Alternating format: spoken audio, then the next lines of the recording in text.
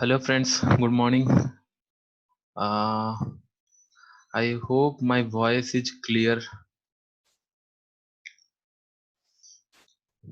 तो क्या कंफर्म कर सकते हैं वॉइस क्लियर आ रही है? Correct. Good morning Srinivas, Rajeev ji, good morning.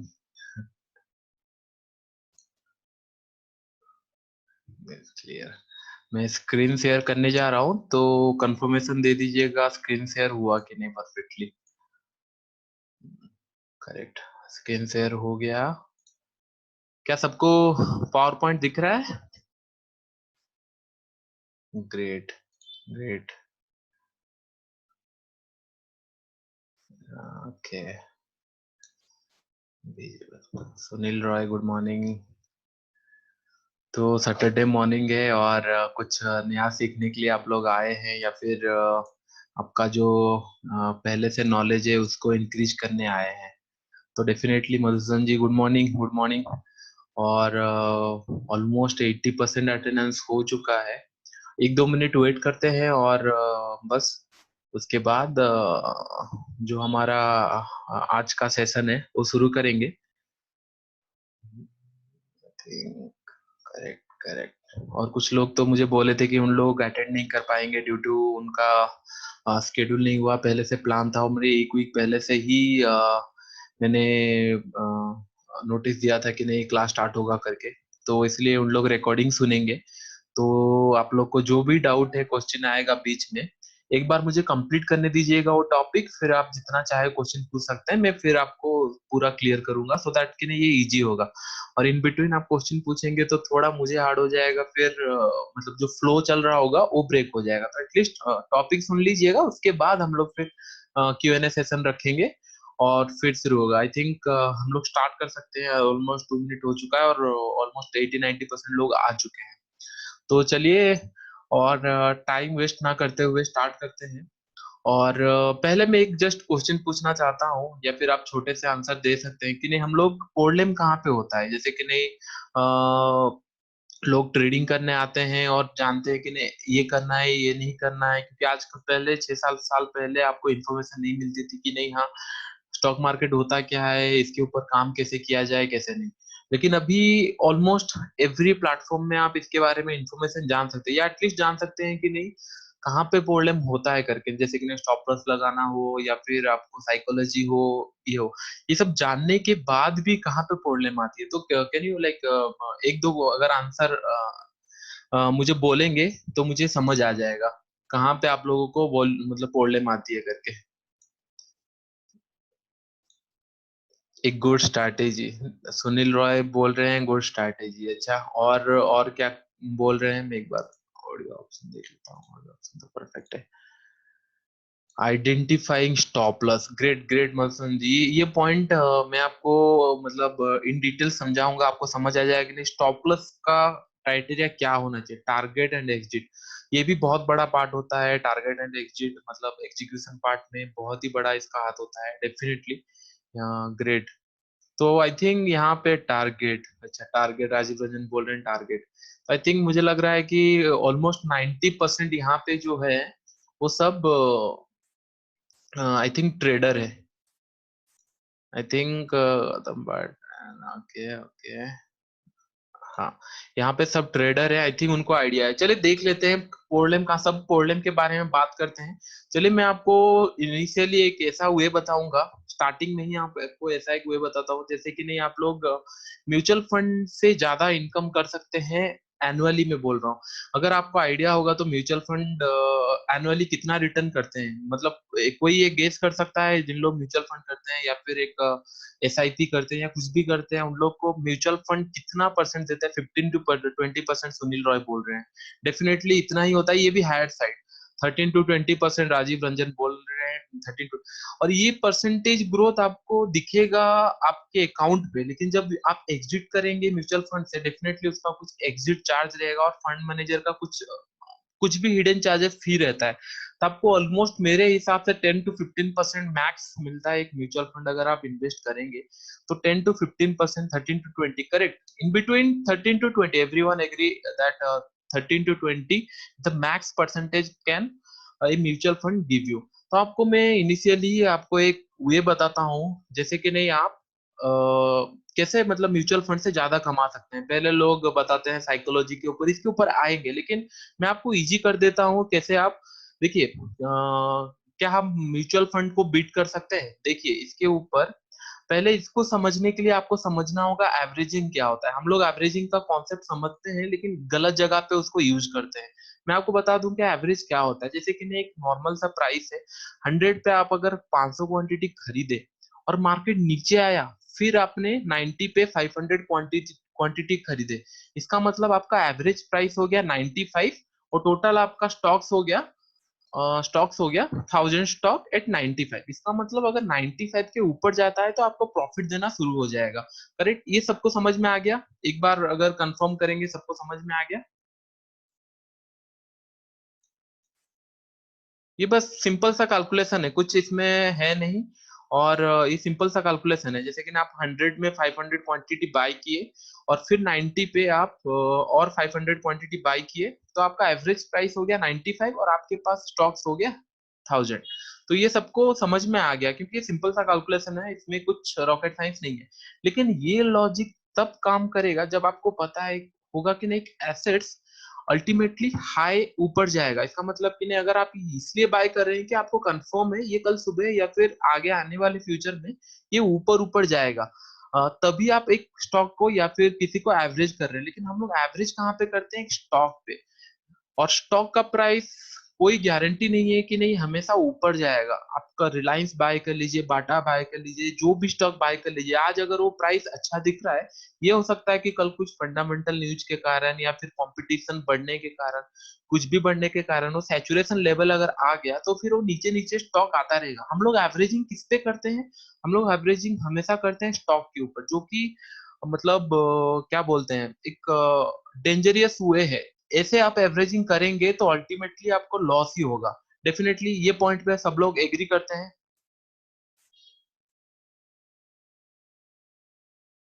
Yes, correct correct. तो एवरेजिंग का मीनिंग ये हो जाता है कि नहीं आपको एक एसेट्स का वैल्यू पता है कि नहीं इन फ्यूचर बढ़ने वाला है, तभी आप उसमें एवरेजिंग करना शुरू कीजिए। अगर आपको एसेट्स का वैल्यू नहीं पता है तो आप उसमें एवरेजिंग नहीं कर सकते। जैसे कि नहीं आप पता है कि नहीं इन फ्यूचर मार्केट जो इंडेक्स हो गया, निफ्टी हो गया, आगे 5 साल में वो डेफिनेटली ग्रोथ करेगा क्योंकि इकोनॉमी ग्रोथ कर रहा है। अगर इंडिया का कंपनी ग्रोथ करेगा तो निफ्टी भी ग्रोथ करेगा। लेकिन हम लोग निफ्टी में पैसा लगा नहीं सकते क्योंकि वो इंडेक्स है। आपके पास सेकंड ऑप्शन क्या बचता है कि नहीं निफ्टी 50 में जो 50 स्टॉक है उसमें से आप लोग पैसा लगाए। लेकिन 50 स्टॉक में आप अगर जितना भी, अगर आपके पास 50,000 भी हो, आप मैक्सिमम 1,000 करके स्टॉक बाय कर सकते हैं। तो इसमें आपका सॉल्यूशन कुछ बनता नहीं है। लेकिन जो मैं सॉल्यूशन बताने जा रहा हूँ वो है कि नहीं ईटीएफ, एक्सचेंज ट्रेडेड फंड उसको बोलते हैं। एक्सचेंज, कितने लोग ईटीएफ के बारे में सुने हैं यहाँ पे? ऐसे मैक्सिमम लोग सुने होंगे लेकिन उसको मतलब सही तरीका से नहीं देखे, heard but not use. Definitely ये मैं बोल रहा हूँ कि नहीं बहुत लोग सुने हैं लेकिन उसको यूज नहीं किया। मैं आपको बताता हूँ ये एवरेजिंग मैंने इसीलिए बताया। देखिए जैसे कि नहीं सबको पता है ये निफ्टी बीज है। जैसे कि मैं ओपन करके रखा हूँ, निफ्टी बीज क्या है जनरली, अगर मार्केट अभी चल रहा है हमारा 11,270 पकड़ लीजिए, तो इसको अगर डिवाइड बाय 10 करेंगे तो ये आ जाता है 1127। तो जो मार्केट प्राइस अभी चल रहा है, हमारा जो निफ्टी का प्राइस अभी चल रहा है, उसको डिवाइड बाय 10 करके, निफ्टी बीच रिलायंस का प्रोडक्ट है, ये ईटीएफ है, ये क्या करता है हमारा निफ्टी का जो प्राइस है उसको ट्रैक करता है। जैसे कि ये अभी ऑलमोस्ट ये न्यू हाई पे पहुंचा है फ्राइडे में, निफ्टी भी हाई में पहुंचा है, ये ईटीएफ भी हाई में पहुंचा है। मैं इसीलिए ईटीएफ दिखा रहा हूँ क्योंकि अगर आप ईटीएफ में फंड कुछ कुछ डालेंगे तो डेफिनेटली नो डाउट अगर मार्केट ऊपर जाएगा तो आपका भी पैसा ऊपर जाएगा। लेकिन मैं एवरेजिंग का कॉन्सेप्ट इसमें बताऊंगा कैसे आप इसमें एवरेजिंग करके मिनिमम 15 to 20% आपका ग्रोथ हमेशा होता रहेगा। या फिर मतलब मार्केट नीचे जाएगा तो आपको हमेशा खुशी होगी कि नहीं चलो मार्केट नीचे आ रहा है, ये अच्छा सिचुएशन है कि नहीं मेरे को पैसा और ज्यादा इन्वेस्ट करने, क्योंकि आप जानते हैं कि नहीं इन द एंड मार्केट हमेशा ग्रोथ करेगा। अगर एक साल मार्केट डाउन भी रहा, डाउनफॉल भी रहा, लेकिन इन द एंड एक साल के बाद ये फिर से ग्रोथ करेगा। तो इसी के लिए ईटीएफ, अगर सबको लग रहा होगा नहीं ये 1000 थोड़ा ज्यादा हो रहा है, तो एसबीआई का और एक प्रोडक्ट है, वो क्या करता है जैसे कि नहीं ये ईटीएफ, सर ये शायद गलत ईटीएफ मैंने चूज किया है, एक सेकंड, देखते हैं ईटीएफ।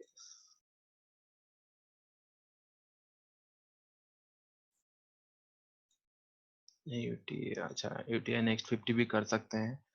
और एक मेरा फेवरेट एक ईटीएफ था, और जस्ट ए सेकंड में ढूंढ लेता हूँ। आई थिंक ये वाला एसबीआई म्यूचुअल फंड, ये वाला correct,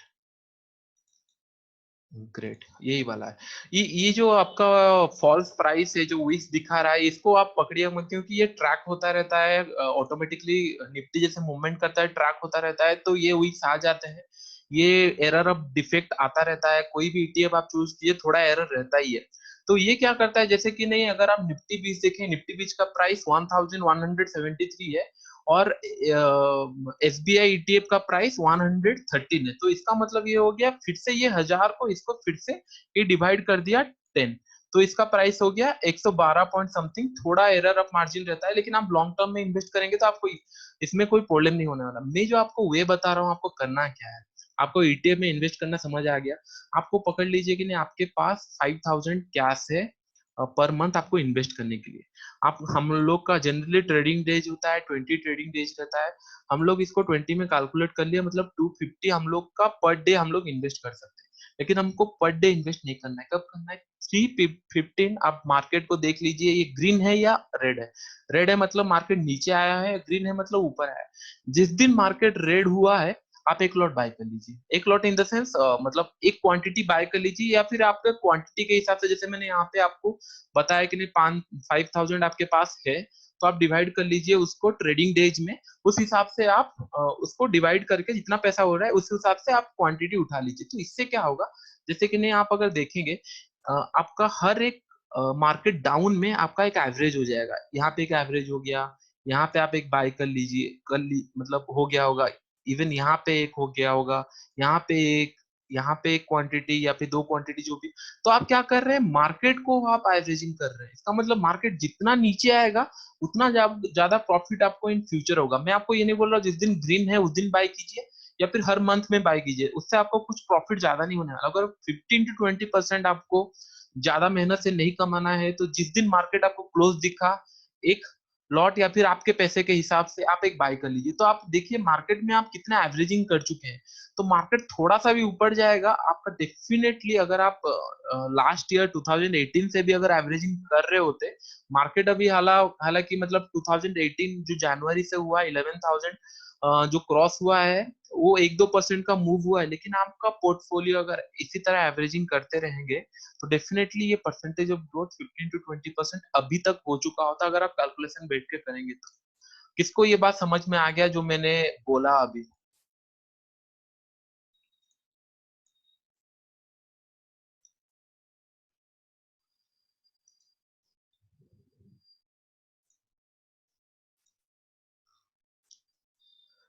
new thing for me, can you go bit lit slow? Definitely, मतलब मैं डेफिनेटली और थोड़ा और एक बार समझा देता हूँ। Definitely yes, but we have to keep for long term, right. Definitely देखिए, आप म्यूचुअल फंड भी करते हैं सुनील रॉय जी, म्यूचुअल फंड भी अगर आप इन्वेस्ट करते हैं तो कभी आप एक साल के लिए नहीं करते हैं, ये बात आप ध्यान में रखिए।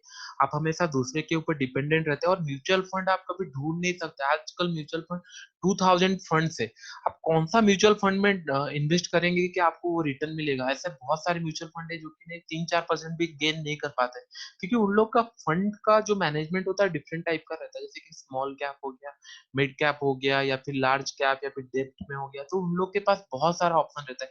मैं आपको सॉल्यूशन बता रहा हूँ, we need to roll over every month. ये रोल ओवर नहीं होता है, ये आपको डायरेक्टली, जैसे कि नहीं आपका अगर निफ्टी 12,000 हो गया, तो ये आपका प्राइस 120 हो जाएगा, तो उसी हिसाब से उसका प्राइस कैलकुलेशन 100 टाइम्स नीचे ये कैलकुलेट होता रहेगा, ऑटोमेटिक ये बढ़ता रहेगा। आप जितना क्वांटिटी चाहे बाय कर सकते हैं, जितना क्वांटिटी चाहे सेल कर सकते हैं, इसमें कोई प्रॉब्लम। ये एक्सचेंज ट्रेडेड फंड है, so you can just keep long term, right.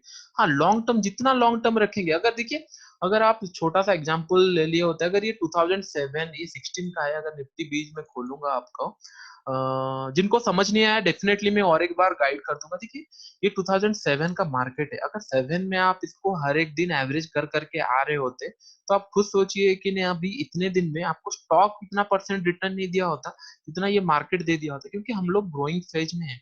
हम लोग का इक्विटी में 4% लोग का पैसा आता है और फॉरेन में 30%, 10%, 15% ऐसे एवरेजली पैसा आता है। जिस दिन हम लोग का भी 15% मार्केट में पैसा आने लगे, तब ऑटोमेटिकली मार्केट बहुत ज्यादा ऊपर जाने वाला है। और आपको सबको पता है कि निफ्टी आज नहीं तो कल एक साल भले डाउन हो सकता है, लेकिन फिर से ये क्योंकि ये टॉप 50 कंपनी का एवरेज है, तो definitely can you list few good fund which we can invest?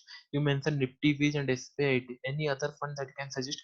Definitely, Jitendra ji, जो मतलब बैंकिंग, ये मैंने बोला निफ्टी के ऊपर, बैंक निफ्टी के ऊपर भी फंड है थोड़ा मतलब लिक्विड।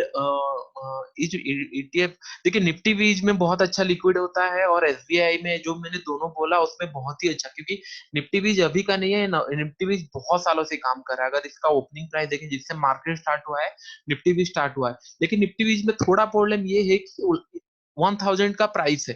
तो आपको अगर 5000 5000 इन्वेस्ट करना है तो आपको एक बार में आप एक ही क्वांटिटी उठा सकते हैं, या फिर आप ऐसा कर सकते हैं डेली ना करके वीकली कर दीजिए। अगर वीकली जिस दिन आपको रेट लगे, अगर निफ्टी बीच में आ रहे हैं, देखिए ये टेक्निकली प्रोबेबिलिटी मैथमेटिक्स है और कुछ नहीं है ट्रेडिंग। जैसे कि नहीं अभी अभी 1 2 3 4 5 6 7, आप 7 क्वांटिटी यहाँ पे एवरेज कर सकते थे, यहाँ पे एक एवरेज हो सकता था, यहाँ पे एक एवरेज हो सकता था, यहाँ पे भी रेड कैंडल एक, यहाँ पे भी एक। मार्केट जब भी ये लेवल से ऊपर जाएगा, आपका टोटल जो एवरेज हुआ होगा, टोटल क्वांटिटी आपका एक साथ ग्रो हो जाएगा। ये समझिए, जिस दिन ग्रीन कैंडल हुआ आपको देखना नहीं है, या वीकली या मंथली कोई भी बेसिस पे कर सकते हैं, लेकिन रेड कैंडल पे कीजिए। रेड कैंडल पे करने से क्या होगा ना, जिस दिन मार्केट नीचे आ रहा है उस दिन आप एवरेज कर रहे हैं। तो आई होप ये समझ में आ गया आप लोगों को। मैं और एक बार समझा दूंगा क्या करना है आपको, एवरेज कैसे करना है। कभी भी ध्यान रखिए, कभी भी स्टॉक में कभी एवरेज मत कीजिए, क्योंकि स्टॉक का प्राइस आपको कंफर्म नहीं पता है कि ये ऊपर जाएगा या नहीं जाएगा। एवरेज आप उस एसेट्स में कीजिए जिसमें आप कंफर्म है ये ऊपर जाएगा करके।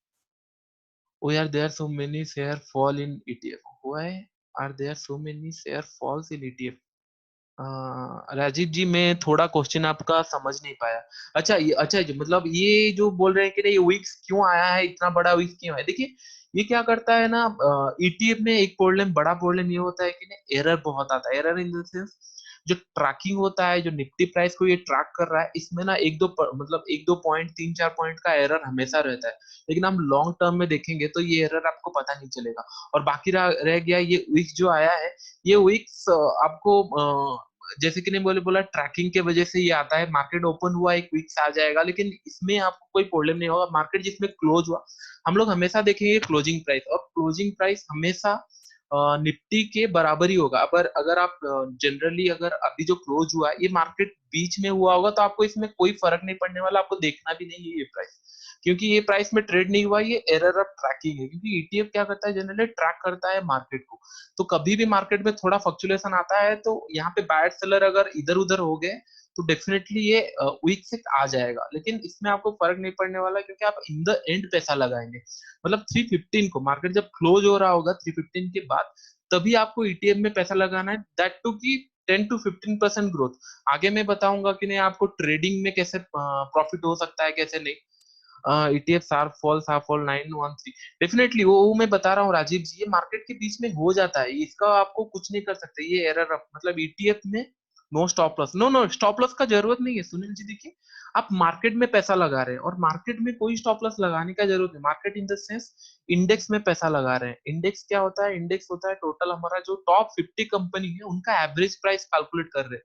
अगर हम लोग का टॉप 50 कंपनी ही परफॉर्मेंस नहीं कर रही है, तो मार्केट नीचे आएगा। अगर मार्केट नीचे आएगा, आपका बाकी कहीं पे भी आप स्टॉप लॉस लगा के ट्रेड कीजिए, वो भी आपका मतलब प्रॉफिट नहीं देगा। इसमें प्रॉफिट तभी बन सकता है जब मार्केट नीचे आएगा फिर ऊपर जाएगा। और इन्हें लॉन्ग रन अभी तक का जो हुआ है, और आप खुद भी मानते हैं कि नहीं निफ्टी अगर 10 साल आगे का देखेंगे, तो डेफिनेटली ये 11,000 का अमाउंट 20,000 30,000 हो जाएगा डेफिनेटली, क्योंकि ये ग्रोथ फेज में है। कोई भी कंपनी अच्छा परफॉर्म करेगी, वो टॉप निफ्टी 50 में आ जाएगी। फिर नेक्स्ट 50 में जो है उन लोग से कोई अच्छा परफॉर्म किया, फिर वो ऊपर आए। हमेशा हमेशा टॉप 50 कंपनी इसमें आएगी। तो इसमें स्टॉप लॉस का जरूरत नहीं है। आप म्यूचुअल फंड में स्टॉप लॉस लगा सकते हैं क्या, नहीं? तो इसलिए ये म्यूचुअल फंड का अल्टरनेटिव है। मैं आपको एक सोर्स ऑफ इनकम बता रहा हूँ, जैसे कि नहीं आप 10 to 15% एटलीस्ट मिनिमम कमा सकते हैं बिना हेडेक के। और ये सबसे अच्छा सिस्टम है, मतलब मैं खुद ट्राई किया हूँ, मैं खुद ट्रेड भी करता हूँ इससे, but this is good definitely. ये आप अगर समझ जाएंगे इसका मतलब साइकोलॉजी और बिहाइंड द वर्क, मैं इसलिए बोलता हूँ कि जब भी आपको नेगेटिव दिखा आप एवरेज कर लीजिए। हम लोग एवरेज करते हैं स्टॉक में एवरेज नहीं, इसमें एवरेज कीजिए। तो आई होप सबको समझ आ गया होगा। तो फिर मैं नेक्स्ट स्लाइड जाऊंगा, जो कि हम लोग का कैंडल के ऊपर होगा या फिर फंडामेंटल एनालिसिस होगा। वो थोड़ा ज्यादा टाइम लेगा, तो हम लोग उसमें थोड़ा ज्यादा कंसंट्रेट करेंगे कि नहीं कैसे आप लोग स्टॉक ढूंढ सकते हैं अपने से, किस कोई रिलायंस हो गया, बाटा हो गया, इन फ्यूचर वो परफॉर्म कर सकती है नहीं, लास्ट 3-4 साल से कैसे परफॉर्म कर रही है, ये सब हम लोग देख सकते हैं। फंडामेंटल सब कोई सोचता है कि फंडामेंटल एनालिसिस इंपॉर्टेंट नहीं है, लेकिन दैट इज वेरी इंपॉर्टेंट, क्योंकि 3,000-2,000 स्टॉक है। Sir good, thanks. Definitely Sunil, Sunil Roy, ये इन्वेस्टमेंट आपको, अगर आप ये छोटे छोटे क्वांटिटी में भी करें, अगर 10,000 5,000 भी मंथली करें, आपका definitely no doubt in the year, month year या फिर 2 साल के बाद आपका 20-25% का ग्रोथ कहीं नहीं जाएगा। मैं लिख के दे रहा हूँ, क्योंकि मार्केट ही उसी हिसाब से चले आता है। मार्केट ऊपर जाता है तो नीचे आता है। हम लोग बाय कब किए? मार्केट जब नीचे आया है। जब ऊपर जाया है वो जाने दीजिए, नीचे आ रहा है हम लोग एवरेज कर लिए, तो इसका मतलब ऊपर जब भी जाएगा हम लोग को प्रॉफिट मिलेगा, वो भी अच्छा। तो चलिए हम लोग नेक्स्ट स्लाइड के तरफ चलते हैं। आई होप सबको समझ आ गया है, या फिर और एक बार एक्सप्लेन करूँ करना क्या है आपको ईटीएफ में। देखिए मैं आपको वेरी स्ट्रेट, मतलब 10 to 15 return per annum it is, Jitendra बोले 10 to 15% return per annum is it. Yes, अगर जितेंद्र जी आप, आपके पास क्वांटिटी कितना रहा आप देख लीजिए। आपको हर एक डाउनफॉल, अगर डाउनफॉल मार्केट में आता है 1-2 महीने के लिए आता है, हर एक डाउनफॉल में आपका प्राइस एवरेज हो रहा है। अगर मार्केट अगर यहाँ से 10,000 से 1,000, मतलब 100 पॉइंट बढ़ गया, 100 पॉइंट बढ़ गया, मतलब ये 10 to 15% का मूव ग्रीन में हो चुका है, लेकिन आपका एवरेज प्राइस है यहाँ से, तो डेफिनेटली ये 10 to 15%, अगर आप कैलकुलेट करेंगे तो उससे ज्यादा का इनकम होगा, लेकिन कम नहीं होगा। अगर 2-3 साल के लिए कैलकुलेट करेंगे, आपको एक्सपेक्ट करना है कि एक मेरे लॉन्ग टर्म पोर्टफोलियो में एक 2-3 साल का या फिर 1 साल का डाउनफॉल आ जाए, क्योंकि डाउनफॉल एक बार आ गया तो आपका एवरेज प्राइस बहुत ज्यादा मेंटेन कर सकते हैं आप। जब भी मार्केट नीचे आए आप खरीद लीजिए, फिर जब भी ऊपर जाएगा आपका प्रॉफिट वो देता रहेगा। आपको और कुछ सोचना नहीं है उसके ऊपर, क्या करना है क्या नहीं करना है। Correct. Okay, please share some good fund to invest in. Definitely ये यही दो फंड मैंने बोल दिया, निफ्टी बीज और एससीटी एफएन, ये मतलब रेगुलर इन्वेस्ट के लिए मैं बोल रहा हूँ, जो कि नहीं म्यूचुअल फंड अगर टाइम नहीं दे पाते हैं तो ये एक वे है। मतलब सब डरते हैं कि नहीं पैसा 10 to 15% के लिए हमको बहुत मेहनत करना पड़ता है। बहुत मेहनत करने का जरूरत नहीं है, आप समझ जाइए मार्केट बिहेवियर कैसा होता है, तो आप उससे भी पैसा कमा सकते हैं। ब्रोकरेज देखिए, 1 साल के ऊपर अगर इन्वेस्ट करते हैं इन निफ्टी बीच, तो आपको ब्रोकरेज जो आपको चार्जेस रहता है वो बहुत ही मिनिमल रहता है, क्योंकि ये आप एक इन्वेस्टमेंट की तरह देखा जाता है। अगर इन्वेस्टमेंट की तरह देखा जा रहा है तो उसमें आपको चार्जेस कम लगता है। जैसे कि आप अगर स्टॉक कोई 1 साल से ज्यादा इन्वेस्ट करते हैं तो आपको टैक्सेस कम लगता है। उसी तरह अगर निफ्टी बीच में भी ये स्टॉक की तरह है, अगर आप 1 साल से ज्यादा इन्वेस्ट करके रहे तो चार्जेस बहुत मिनिमल रहता है, compare to mutual fund definitely बहुत कम रहता है इसमें। तो चलिए हम लोग देख लिए एवरेज का कॉन्सेप्ट, और इसके ज्यादा हम लोग को देखिए ट्रेडिंग का आउटकम क्या होता है। देखिए एक अगर हम ट्रेड लेते हैं तो हम लोग का 4 आउटकम रहता है। देखिए देखिए एक आइदर होता है स्मॉल प्रॉफिट होगा, या फिर बहुत बड़ा प्रॉफिट होगा, या फिर स्मॉल लॉस होगा, या फिर बड़ा लॉस होगा। हम लोग को नेग्लेक्ट करना है ये बिग लॉस। बिग लॉस कैसे बचेंगे? Stop loss. और स्टॉप लॉस हम लोग कोई भी ट्रेड लीजिए, मैं तो आपको इन फ्यूचर बताऊंगा, मतलब नेक्स्ट आगे बताऊंगे नहीं स्टॉप लॉस कैसे डाला जाता है और कैसे उसको मैनेज किया जाता है।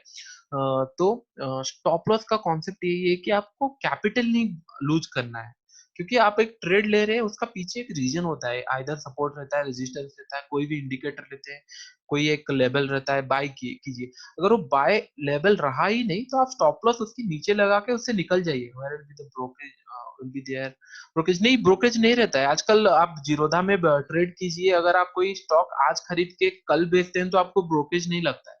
तो उस हिसाब से सुनील रॉय जी ईटीएफ में भी ब्रोकरेज नहीं लगा, क्योंकि ये पार्ट ऑफ स्टॉक ही है, ये कोई फ्यूचर नहीं है, कुछ नहीं है ये, मतलब ना ऑप्शन इसमें ट्रेड होता है ना फ्यूचर होता है, ये स्टॉक ही है, जस्ट ये मार्केट को रिफ्लेक्ट करता है, दैट्स इट। तो ये ब्रोकरेज भी इसमें जैसे कि आपका स्टॉक की तरह काम करता है, वैसे सेम ब्रोकरेज फॉर स्टॉक। जैसे कि ना आजकल इन्वेस्टिंग फ्री हो गया है, तो ये इन्वेस्टिंग ब्रोकरेज फ्री हो जाएगा, इसमें कोई चार्जेस नहीं है। तो जैसे कि हम लोग देखें, हम लोग को एलिमिनेट करना है बस बिग लॉस जो होता है मार्केट में, उसको एलिमिनेट करना है, बाकी ये तीन हम लोग का हाथ में रहेगा। अगर स्मॉल रिस्क देखिए, बिग बिग प्रॉफिट जब हुआ हम लोग का, अगर बिग लॉस नहीं हुआ है तो ये प्रॉफिट हम लोग का ज्यादा हो जाएगा, और स्मॉल लॉस ये दो और ये एक, ये तीन अगर हम लोग ध्यान में रख, लेकिन हम लोग को स्मॉल लॉस लेना है और बड़ा प्रॉफिट या छोटा प्रॉफिट, ये दोनों चीज। प्रॉफिट आपको मैं आगे बताऊंगा कैसे प्रॉफिट आप छोटा छोटा प्रॉफिट चंक करके भी बहुत अच्छा इनकम कर सकते हैं, ये टॉपिक मैं आगे शेयर करूंगा आपको। लेकिन अभी इतना जान लीजिए कि ना, आपको बड़ा लॉस नहीं लेना है मार्केट में, कभी भी बड़ा लॉस नहीं लेना है। और इससे पहले थोड़ा साइकोलॉजी के ऊपर बात कर लेते हैं 2 मिनट। जैसे कि नहीं, साइकोलॉजी के ऊपर सब बोलते हैं कि नहीं आपको करना क्या चाहिए, मैं वेरी स्पेसिफिक 3-4 पॉइंट बोलूंगा जो आपको ध्यान में रखना है। बाकी आपको सबको पता है क्या करना चाहिए नहीं करना चाहिए, लेकिन ये आपको इंसाइट थोड़ा देगा कि नहीं एक्चुअली में ट्रेडर लोग करते क्या है। देखिए, पहला पॉइंट जो हो गया कि नहीं, जो आप देखते हैं उसको ट्रेड कीजिए, जो आप नहीं सोच मतलब जो सोचते हैं उसको ट्रेड मत कीजिए। इसका मतलब क्या है, trade what they see not what they think. इसका मतलब ये हो गया, देखिए मैं जब निफ्टी को देख रहा था, निफ्टी का चार्ट इसमें नहीं खुल रहा है तो मैं इसमें दिखा दूं। जब मैं निफ्टी यहाँ से फॉल हुआ देख रहा था, मुझे लग रहा था ये फिर से 9000 का लेवल आ जाएगा, इसमें मुझे लग रहा था कि नहीं ये लेवल फिर से आ जाएगा 9000 9500 लेवल, ये फिर से देखना शुरू कर देगा, या फिर ये डाउनफॉल होके जैसे 2007 में डाउनफॉल हुआ था वैसे ये डाउनफॉल हो जाए, ये मैं सोचता था। लेकिन जब चार्ट एनालिसिस किया, चार्ट देखा, तो यहाँ पे ये सपोर्ट लेके, ये लेवल पे सपोर्ट लेके फिर ऊपर जा रहा है। यहाँ पे मेरा जो थिंकिंग है वो चेंज हो जाना चाहिए, यहाँ पे भी मैं ये नहीं सोच सकता कि नहीं ये फिर से 9000 या 9400 आएगा, क्योंकि मार्केट ऊपर जा रहा है, मेरे को मार्केट टेल कर रहा है कि नहीं मैं ऊपर जा रहा हूँ, तो आप ऊपर के लेवल पे बाइंग का सोचिए, कभी इसमें सेल करने का मत सोचिए। मैं मेरा कहने का मतलब ये है कि नहीं, जो आप सोचते हैं वो ठीक है, लेकिन ट्रेड वो कीजिएगा जो आप देखते हैं। अगर मार्केट में आपको दिख रहा है कि नहीं बाइंग का अपॉर्चुनिटी है, तो बाय कीजिए, भले ये 11000 चला जाए, 12000 या 13000, लेकिन आपको बाय के लिए अपॉर्चुनिटी देखना है, कभी सेल के लिए नहीं, क्योंकि ऊपर जा रहा है, अगर नीचे आ रहा है तो आप सेल के लिए देखिए। और ये जो सेकंड पॉइंट है कि नहीं, आपका नेचुरल इंस्टिंक्ट क्या होता है हम लोग का, कि नहीं कोई ट्रेड हम लोग ले लिए और उसमें हमको प्रॉफिट ही चाहिए। क्या होता है, माइंडसेट हमारा रहता है कि नहीं, आप 100 में बाय कर लिए, 120 में मैं बेच दूंगा, और 100 जब, तब क्या प्रॉब्लम होता है जब ये 95 आ जाता है। पहला हम लोग देखते हैं 95 आ गया, पहले हम लोग का था कि नहीं हाँ यहाँ पे एक सपोर्ट जोन था, इसीलिए इसको होल्ड करके डेफिनेटली जाएगा, तो 94 में मैंने स्टॉप लॉस लगा दिया था। लेकिन जब 95 मार्केट आ गया, तो मुझे लगा नहीं मे बी ये नीचे आएगा थोड़ा और फिर ये ऊपर चला जाएगा, तो 94 की जगह 90 लगा देता हूँ। 90 क्योंकि 3 महीने का सपोर्ट यहाँ पे है, 90 में मैं स्टॉप लॉस लगा लेता हूँ। 3 महीने का नीचे यहाँ पे एक सपोर्ट बनाया था, अगर मार्केट नीचे भी आया 90 तक आएगा, उससे नीचे नहीं जाएगा। फिर जब 90 में स्टॉक आता है हम लोग का, नाइट जैसे 91 92 में आ गया, हम लोग का माइंड में फिर चलता है कि नहीं ऑल टाइम सपोर्ट इसका 85 में है, चलो 84 में, तो क्या ना हम लोग वो लॉसेस, पहला हम लोग का था कि ना हम लोग 120 130 का टारगेट देख रहे थे, अभी हम लोग उसको प्रोटेक्ट कर रहे हैं, क्योंकि हम लोग का नेचुरल इंस्टिंक्ट जो होता है वो प्रॉफिट की तरफ रहता है। माइंड जो पहला कैलकुलेशन कर लिया हम लोग प्रॉफिट, क्योंकि बिजनेस की तरह है, अगर आप प्रॉफिट लॉस दोनों कैलकुलेट नहीं करेंगे, तो जैसे कि ना आप अगर रेस्टोरेंट खोलते हैं तो आपका संडे के दिन ज्यादा नॉनवेज सेल होगा, अगर आप सेम चीज मंडे में भी एक्सपेक्ट करेंगे कि नहीं मेरा ज्यादा सेल होगा, आपको क्वांटिटी रखना पड़ेगा सब चीज का, लेकिन मंडे आपका ज्यादा सेल नहीं होगा, ये आपको भी पता है, क्योंकि ये आपका नेचुरल जो इंस्टिंक्ट है, जो माइंड वो आपको जानता है। लेकिन मार्केट में ये हम लोग कंफर्म नहीं कर पाते कि नहीं हाँ ये और ऊपर जाएगा, नीचे जा रहा है, तो कोई स्टॉक अगर नीचे जा रहा है इसके पीछे रीजन रहता है क्यों नीचे जा रहा है। अगर वो नीचे जा रहा है तो आपको उससे निकल जाना है जितना जल्दी हो सके, अगर आपका एनालिसिस सही था, मार्केट सही था, तो डेफिनेटली वो 100 से ऊपर ही जाता। अगर नीचे आ रहा है मतलब नो डाउट कुछ उसमें प्रॉब्लम है, तो उसमें आप होल्ड करके मत रहिए। और ये देखिए सिंपल सिस्टम, ये सबसे ज्यादा इंपॉर्टेंट है, लोग कॉम्प्लिकेटेड कर देते हैं, हम लोग ही कॉम्प्लिकेटेड कर देते हैं, इसमें आरएसआई बोलिंजर इचुमुको ये वो भर के रख देते हैं। कोई जरूरत नहीं है, पैसा कमाना है 10 to 15% मैंने आपको बोल दिया, और कोई डिसएग्री नहीं कर सकता कि नहीं वो ईटीएफ जो एवरेजिंग वाला कॉन्सेप्ट बताया उसमें आप बैक टेस्ट कर लीजिए, फॉरवर्ड टेस्ट कर लीजिए, उसमें 10 to 15% मिनिमम आपका ईयरली नहीं निकलेगा।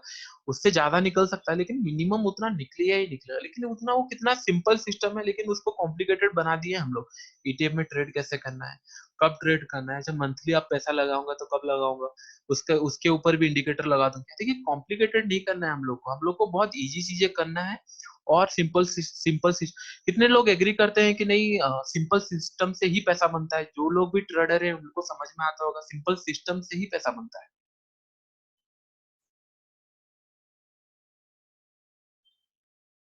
Right, correct correct. चलिए, क्योंकि जितना सिंपल रहेगा हमारे माइंड उतना काम करेगा। अगर देखिए हमारे अगर बाइक में क्लच गियर एक्सीलेटर जब होता था इनिशियली कितना प्रॉब्लम होता था। 3 सिस्टम हम लोग लाइफ टाइम में हैंडल कर लिए हैं कि नहीं, हम लोग को क्लच गियर एक्सीलेटर में ध्यान देना है, गाड़ी चले। इसके ऊपर अगर और 4 चीजें ऐड होती तो कितना कॉम्प्लिकेटेड हो जाता। How to identify correct entry point as it got losses when I try to catch bottom. देखिए पहला बात है कि नहीं आपको नहीं पता मार्केट कहाँ जाने वाला है, और आपको नहीं पता मार्केट कितना नीचे और कितना ऊपर जाने वाला है। तो कभी आप मैं बताऊंगा, अमन सिंह मैं आपको बताऊंगा कि नहीं कहाँ पे एंट्री लेना चाहिए और उसके पीछे का रीजन क्या है, और एग्जिट भी कहाँ पे होना चाहिए। हमेशा आपको एंट्री आपके प्राइस में लेना चाहिए, एग्जिट मार्केट प्राइस। मार्केट मतलब मार्केट आपको बोले तो ही आप एग्जिट कीजिएगा उस स्टॉक से, नहीं तो नहीं। और आप एंट्री लीजिएगा जब मार्केट आपको दिख रहा है आपका लेवल आ रहा है। और स्टॉप लॉस कहाँ पे, ये सब सब डिस्कशन होगा। बस आप एक बेस में क्रिएट कर रहा हूँ सो दैट कि नहीं जितना आप लर्निंग किए थे इससे ये एड ऑन हो सके। मैं आपको ये मतलब ज्यादा चीज नहीं बता रहा हूँ, क्योंकि ऑलरेडी बहुत लोग कोर्स करके आए हुए हैं, सब चीजें जानते हैं। लेकिन मैं आपको सिंप्लीफाई करके इतना चीजें दे रहा हूँ जो कि आप ग्राफ्स कर सके और आपके सिस्टम में पुट कर सके। मैं ज्यादा चीजें बताऊंगा नहीं, जो चीजें काम आती है जिससे आप पैसा कमा सकते हैं वो मैं बताऊंगा, क्योंकि मैं पैसा कमाया हूँ और मैं शॉर्टकट बना के ही आपको बता रहा हूँ। तो इसलिए जो टॉपिक चल रहा है उसमें ध्यान दीजिए, ये सब चीजें कवर होगी। और लास्ट में नहीं होती है तो आपका जितना क्वेश्चन है जितना डाउट है आप पूछ सकते हैं, कोई प्रॉब्लम नहीं है। तो ये हो गया। तो ये और ये जो फोर्थ पॉइंट आ गया कि नहीं आपको वेट करना है गुड अपॉर्चुनिटी के लिए। कभी आप जाके हमेशा मेरे को एक्साइटमेंट में ट्रेडिंग करना है या फिर आज मेरे को ट्रेडिंग ही करना है, ऐसा नहीं है। मैं हमेशा मार्केट में पहले से ही एनालिसिस करके रखता हूँ, अगर लेवल आता है तो बाय, नहीं तो मैं भूल जाता हूँ उस दिन मेरे को ट्रेडिंग करना था। देखिए ट्रेडिंग बिजनेस है, आपका प्राइस आता है दिखता है अच्छा तो ही बाय कीजिए, नहीं तो कभी बाय मत कीजिए वो स्टॉक को। ऐसा है कि नहीं हाँ 0.05% तो है चलो मैं ले लेता हूँ अभी ऊपर चला जाएगा, ऐसा नहीं होता है। जहां पे आप लेना चाहते हैं वहीं पे लीजिए। और ये एनालिसिस और प्लान फॉर एवरी सिचुएशन, अगर जैसे मैंने बोला कि नहीं आपका स्टॉप लॉस रहता है नीचे आता है तो स्टॉप लॉस रहना चाहिए, आपको एग्जिट नहीं करना चाहिए, ये सब आपका प्लान में होना चाहिए। ये सब आप ध्यान में रख लीजिए जो मैंने पॉइंट बोला, या फिर एक स्क्रीनशॉट लेना है तो ले लीजिए। ये सब बहुत ही इंपॉर्टेंट है। तो चलिए जो नेक्स्ट टॉपिक आता है कि नहीं आपका फंडामेंटल एनालिसिस कैसे किया जाए। बहुत लोग कंफ्यूज होता है कि नहीं बहुत सारा उसका रेशियो रहता है, प्रॉफिट रहता है, लास्ट ईयर प्रॉफिट को कैसे मैनेज किया जाए। मैं आपको पूरा इजी तरीके से बताऊंगा। और किन लोग को फंडामेंटल एनालिसिस सीखने के लिए इंटरेस्ट है, थोड़ा बोलेंगे तो इजी हो जाएगा मेरे को। बहुत लोग स्किप कर देते हैं ये पार्ट, डेफिनेटली ये पार्ट बहुत ही इंपॉर्टेंट है, क्योंकि आप अगर बेस नहीं बनाएंगे फंडामेंटल का, अगर आपको स्टॉक आप क्योंकि आप अगर देखिए रेगुलर मनी आपका इनकम हो सकता है ट्रेडिंग से, लेकिन आपका अगर वेल्थ क्रिएट करना है, बड़ा सा अमाउंट क्रिएट करना है, वो आपको इन्वेस्टिंग करना ही पड़ेगा। कैसे करेंगे? ट्रेडिंग से आपका जो इनकम होता है या प्रॉफिट होता है उससे आप स्टॉक खरीदिए स्टॉक। लेकिन but I think it's too difficult. नहीं मधुसुंदर जी मैं आपको बताता हूँ, लंच से पहले मैं गारंटी देता हूँ, ये गारंटी देता हूँ आपको कोई भी स्टॉक मिल जाए आप देखते ही साथ बता देंगे कि नहीं इसको मेरे को लॉन्ग टर्म के लिए होल्ड करना है, बाय करना है या नहीं करना है। ये मेरा गारंटी है, बस आप सुनते रहिए मैं क्या बोल रहा हूँ, और मैं एक्सेल सीट में आपको बना के दूंगा अभी, तो आपको समझ में आ जाएगा कि नहीं ये आपको खरीदना है। क्योंकि देखिए सबका तरीका अलग रहता है, अब मैं मेरा तरीका बताऊंगा और उसके पीछे का रीजन भी बताऊंगा और आपको समझ में आ जाएगा। और लंच से पहले मैं डेफिनेटली आपको गारंटी देता हूँ आपको समझ में आ जाएगा फंडामेंटल क्या होता है और कैसे ट्रेड होता है, जो कि बहुत लोग स्किप कर देते हैं क्योंकि उन लोग को समझ नहीं आता। इतने सारे रेशियो है, इतने सारे मार्केट कैपिटल है, ओपीएम है, पीई है, ईपीएस है, ये सबको करे क्या। इसका रिजल्ट तो पता हो गया, लेकिन करे क्या। तो चलिए देख लेते हैं थोड़ा फंडामेंटल। फंडामेंटल जस्ट ये मतलब डेफिनेशन है, इसमें कुछ है नहीं। मतलब जैसे कि नहीं कंपनी, उसका बैलेंस शीट, ये ऐसा ऐसा, ये मतलब टिपिकली फंडामेंटल का डेफिनेशन है। चलिए, जो मेरा फेवरेट साइट है फंडामेंटल चेक करने का, वो हो गया है स्क्रीनर। ये स्क्रीनर मैं क्यों यूज करता हूँ, बहुत लोग मनी कंट्रोल भी यूज करते हैं, लेकिन मनी कंट्रोल में बहुत सारे एड्स आते हैं, तो इसलिए थोड़ा डिफिकल्ट हो जाता है, माइंड डाइवर्ट हो जाता है, दूसरी तरफ चले जाते हैं, और दूसरे न्यूज भी रहते हैं उसमें। तो मैं ये स्क्रीनर देखता हूँ, ये बेस्ट लगता है, और इसका एक्यूरेसी मतलब ये डाटा का एक्यूरेसी भी मुझे मतलब 98% लगता है कि नहीं ठीक है करके। क्योंकि एरर ऑफ मार्जिन हमेशा हर जगह रहता है, आप कुछ भी कर लीजिए, अगर अकाउंट गलत रिपोर्ट पब्लिश कर रहे होंगे तो आप कुछ कर नहीं सकते, लेकिन एटलीस्ट वो कंपनी देख के आप समझ सकते हैं कि नहीं मुझे इसमें जाना है या नहीं जाना है। तो ये जैसे कि नहीं हो गया रिलायंस इंडस्ट्री, इसका यहाँ पे कुछ वैल्यू इनपुट है, यहाँ पे वैल्यू इनपुट है, ये साइड आप नोटिस कर लीजिएगा, या फिर मैं शेयर कर लूंगा, ये स्क्रीनर साइड है। तो बहुत लोगों को पता होगा या नहीं पता होगा। तो इसको करना क्या है, तो चलिए पहले हम लोग एक्सेल सीट चलते हैं। पहले हम लोग जानेंगे कि नहीं कैसे लार्ज कैप डिफाइन होता है, कैसे स्मॉल कैप डिफाइन होता है, कैसे किसको बड़ा कंपनी या छोटा कंपनी बोला जाता है। देखिए यहाँ पे लिखा गया होगा मार्केट कैप, करेक्ट। यहाँ पे एक लिखा है मार्केट कैप। मार्केट कैप अगर, जो मैं सोचता हूँ मार्केट कैप अगर, करेक्ट, हाँ, मार्केट कैप अगर आपका 1000 करोड़ से नीचे है, अगर ये लेस देन 1000 करोड़ है, 100,000 CR है, तो इसको हम लोग ले लेंगे ये स्मॉल कैप कंपनी है करके। ये स्मॉल कैप कंपनी है, स्मॉल कैप, करेक्ट। तो अगर मार्केट कैप अगर 1000 से लेकर 10,000 CR तक है, तो ये आ जाएगा mid level company, mid cap, जो स्मॉल कैप मिड कैप बोलते हैं। इसका डेफिनेशन यही है, डेफिनेशन ये एक्चुअल डेफिनेशन ये होगा, जो बड़ा कंपनी है जैसे कि नहीं जिसका मार्केट कैप ज्यादा है वो बड़ा कंपनी बन जाता है। तो ये मैं डिफ्रेंशिएट कर दिया हूँ सो दैट कि ना आपको इजी होगा कौन सा बड़ा कंपनी है, कौन सा मिड लेवल कंपनी है, और कौन सा आपका लार्ज कैप कंपनी है। ये अगर 100,000 करोड़ का है, ये कंपनी, अगर ये कंपनी अगर आप कैलकुलेट करेंगे 100,000 करोड़ के ऊपर है, तो ये बन जाता है लार्ज कैप। लार्ज कैप, तो आप इसको ही देख के बोल सकते हैं मार्केट कैप ऑफ रिलायंस देख के आप बोल सकते हैं कि नहीं ये लार्ज कैप में आता है, ये बड़ी कंपनी में माने जाती है, जो ब्लू चिप बोलते हैं ये लार्ज कैप कंपनी होती है। और इसका जो मैं सेकंड रेशियो आपको बता रहा हूँ वो है पीवी रेशियो। पीवी रेशियो क्या होता है कि नहीं, करंट प्राइस, अभी इसका करंट प्राइस है 11, और बुक वैल्यू, बुक वैल्यू क्या होता है ना, total assets of the company. अगर कंपनी आज बंद हो जाती है तो इतने प्राइस मिनिमम इन्वेस्टर को मिलना चाहिए, मतलब कंपनी का जो वैल्यूएशन है, जो इनका इंफ्रास्ट्रक्चर है, लैंड है, जो भी है, इसका जो वैल्यू आता है वो आता है 478, मतलब बुक वैल्यू, मतलब ये कंपनी का वर्थ है, नेटवर्थ है, ये कंपनी का वैल्यूएशन है। तो बुक वैल्यू हमेशा मैं जो कैलकुलेट करता हूँ, book price to book value, जो पीवी रेशियो होता है, अगर यहाँ पे प्राइस टू बुक वैल्यू बहुत लोग बहुत तरीके से एनालाइज करते हैं, आप एक बार सुन लीजिए, सब कॉन्सेप्ट तो आप क्लियर हो जाएगा कि नहीं मैं क्या बोलना चाह रहा हूँ और कितना इजी है फंडामेंटल एनालिसिस करना। बुक वैल्यू, ये बुक वैल्यू अगर 5 के नीचे है, अगर ये बुक वैल्यू अगर ग्रेटर देन 5 है, तो मैं इसको एक्सपेंसिव मानूंगा। कैसे होगा, देखिए जैसे यहाँ पे मैं कैलकुलेट करूंगा, प्राइस इसका हो गया 1129 डिवाइडेड बाय बुक वैल्यू इसका है 478, करेक्ट। चलिए कैलकुलेट नहीं हुआ, ठीक है कर लेते हैं, 1129 डिवाइडेड बाय 478, ये हो गया 2 टाइम्स, मतलब बुक वैल्यू इसका 2 टाइम्स करंट प्राइस से ट्रेड हो रहा है। अगर ये ग्रेटर देन 5 है, ये नोट कर लीजिए, ग्रेटर देन 5 है, तो मैं मानता हूँ कि वो स्टॉक बहुत एक्सपेंसिव हो गया है, मतलब उसमें अभी इन्वेस्ट, मतलब जो ग्रोथ होता है वो उतना तेजी से नहीं होगा। अगर ये इन बिटवीन रहता है आपका 2 to 5, अगर ये डिफरेंस 2 to 5 रहता है, तो वो माना जाता है नॉर्मल, मतलब अभी भी उसमें जान बचा हुआ है, और नॉर्मल कैलकुलेशन होता है, नॉर्मल। अगर वो 2 to 5, तो ले लिया डेट 2 to 5।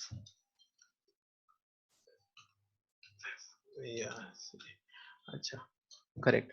अगर 2 to 5 इसका डिफरेंस है तो इसको नॉर्मल माना जाता है। अगर ये लेस देन 1 है, अगर ये लेस देन 1 या फिर लेस देन 2 है, लेस देन, इसका मतलब अंडर वैल्यूड कंपनी है। ये नोट कर लीजिए, अंडर वैल्यूड मतलब जितना कंपनी का ग्रोथ है ये अंडर वैल्यूड है, अंडर वैल्यूड है। इतना आपको समझ में आ गया। देखिए ये एक पैरामीटर मैंने आपको बता दिया, ये बस पी बुक मतलब price to book value ratio से बनाए। इसके बाद हम लोग और पैरामीटर देखेंगे, लेकिन ये याद रख लीजिए अगर प्राइस टू बुक वैल्यू अगर लेस देन 5 रहता है, जो डिवाइड करेंगे आप प्राइस और बुक वैल्यू से, तो अगर 5 के नीचे रहता है, अगर 2 to 5 रहता है तो मैं इन्वेस्ट करता हूँ और फिर मैं दूसरे का पैरामीटर देखता हूँ, जो कि आप आगे जानेंगे। दूसरे पैरामीटर देखा जाता है, अगर लेस देन 2 रहता है तो उसको अंडर वैल्यू। बहुत सारी कंपनी है जो कि लेस देन 2 है। देखिए मैं आपको एक छोटा सा चीज बताता हूँ। अगर आपको कोई भी स्टॉक मिलता है book value current market price से नीचे है, जैसे कि नहीं बुक वैल्यू अगर 400 है अभी, अगर इसका प्राइस 300 चल रहा होता तो इसका मतलब बुक वैल्यू से नीचे है। इसका मतलब दो ही चीज पॉसिबल है, इधर आप बहुत लकी है जो कि ये कंपनी आपको मिल गया है, या फिर कंपनी बहुत लॉसेस में चल रहा है। ये दो ही ऑप्शन होता है। और ज्यादातर ये होता है कंपनी लॉसेस में जब चलता है, लोग बस ये रेशियो ही देख के मार्केट में एंटर हो जाते हैं कि चलो इसका बुक वैल्यू इतना है, मेरे को एंटर कर लेना चाहिए, एटलीस्ट मेरे को इतना पैसा तो मिल ही जाएगा। लेकिन ये बस एक क्राइटेरिया नहीं है, एक पैरामीटर है। दूसरा पैरामीटर भी हम लोग आगे देखेंगे। इतना आप लोग को समझ में आ गया कि नहीं?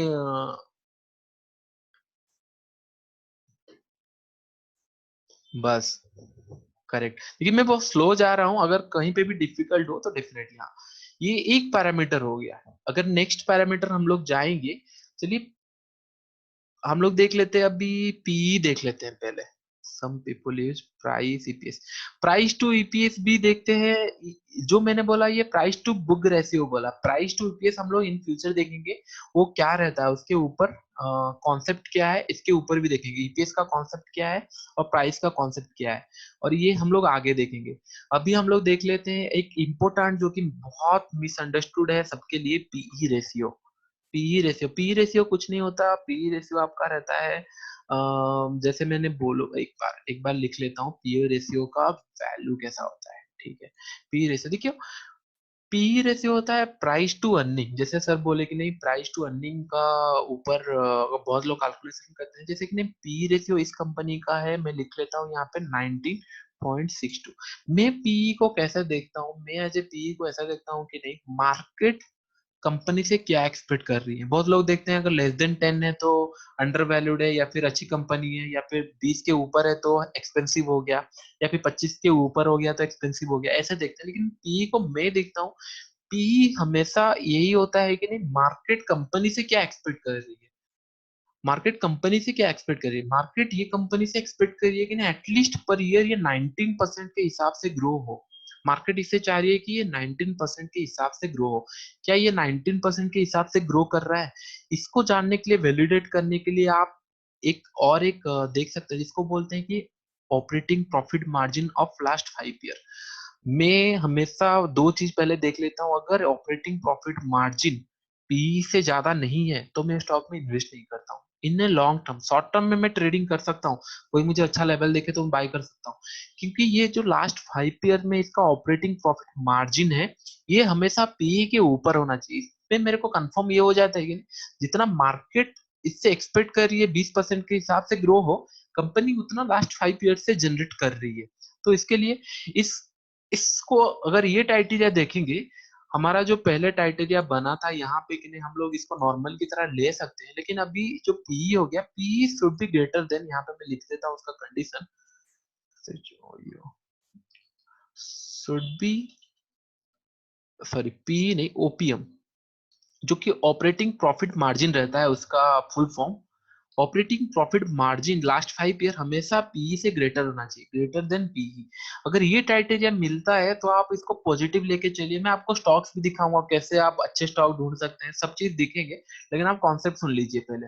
ओपीएम हमेशा पीई के ऊपर होना चाहिए, अगर आसपास रहा तो भी चलेगा, लेकिन यही कॉन्सेप्ट है। अगर पकड़ लीजिए ये 30 होता, डेफिनेटली उसका ऑपरेटिंग प्रॉफिट मार्जिन 5 ईयर से 30% से ग्रोथ नहीं हो रहा है, तो ये कंपनी में हम लोग को लॉन्ग टर्म के लिए इन्वेस्ट नहीं करना है।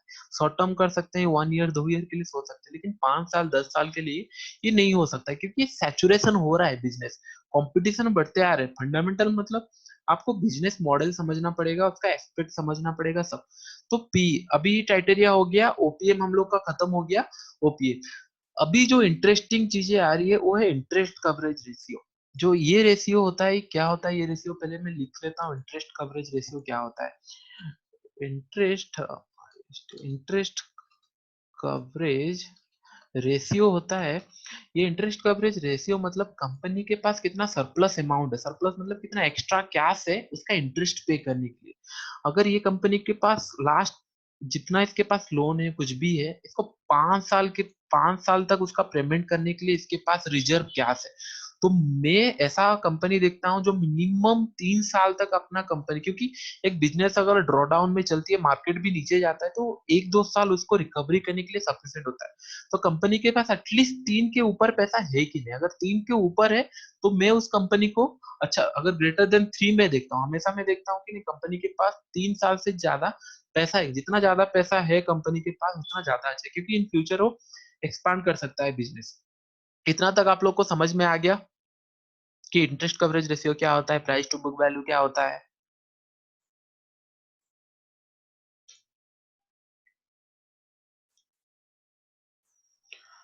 हाँ, एंटी कवरेज रेशियो वहां से, इंटरेस्ट कवरेज रेशियो डेफिनेटली मतलब मैं बता देता हूँ डेफिनेटली। और एक अच्छा देखिए, इंटरेस्ट कवरेज रेशियो मतलब कंपनी के पास एक्स्ट्रा पैसा है, ये 5 साल तक 5.9 मतलब ऑलमोस्ट 6 साल तक इसके पास पैसा है। कोई भी बिजनेस का अगर ड्रॉ डाउन होता है या फिर जो इसके पास डेप्ट है उसको फिलअप करने के लिए इसके पास 6 टाइम्स पैसा है, मतलब पर ईयर के हिसाब से अगर आप कैलकुलेट करेंगे, 6 टाइम्स इसके पास पैसा है। 5.9 मतलब 6 साल तक इसके पास पैसा है, इसका जो भी इंटरेस्ट है जो भी है सरप्लस अमाउंट है इसके पास। 6 साल तक इसको बिजनेस चलाने के लिए अगर कुछ भी प्रॉब्लम होता है तो भी इसके पास रिजर्व कैश है। बहुत नेगेटिव कंपनी आपको मैं दिखा दूंगा, जो कि अगर यूनिटेक देखेंगे, सुजलॉन देखेंगे, उनका ये नेगेटिव होगा क्योंकि उनके पास पैसा है ही नहीं। तो ये समझ में आ गया कि नहीं, ये सरप्लस अमाउंट है।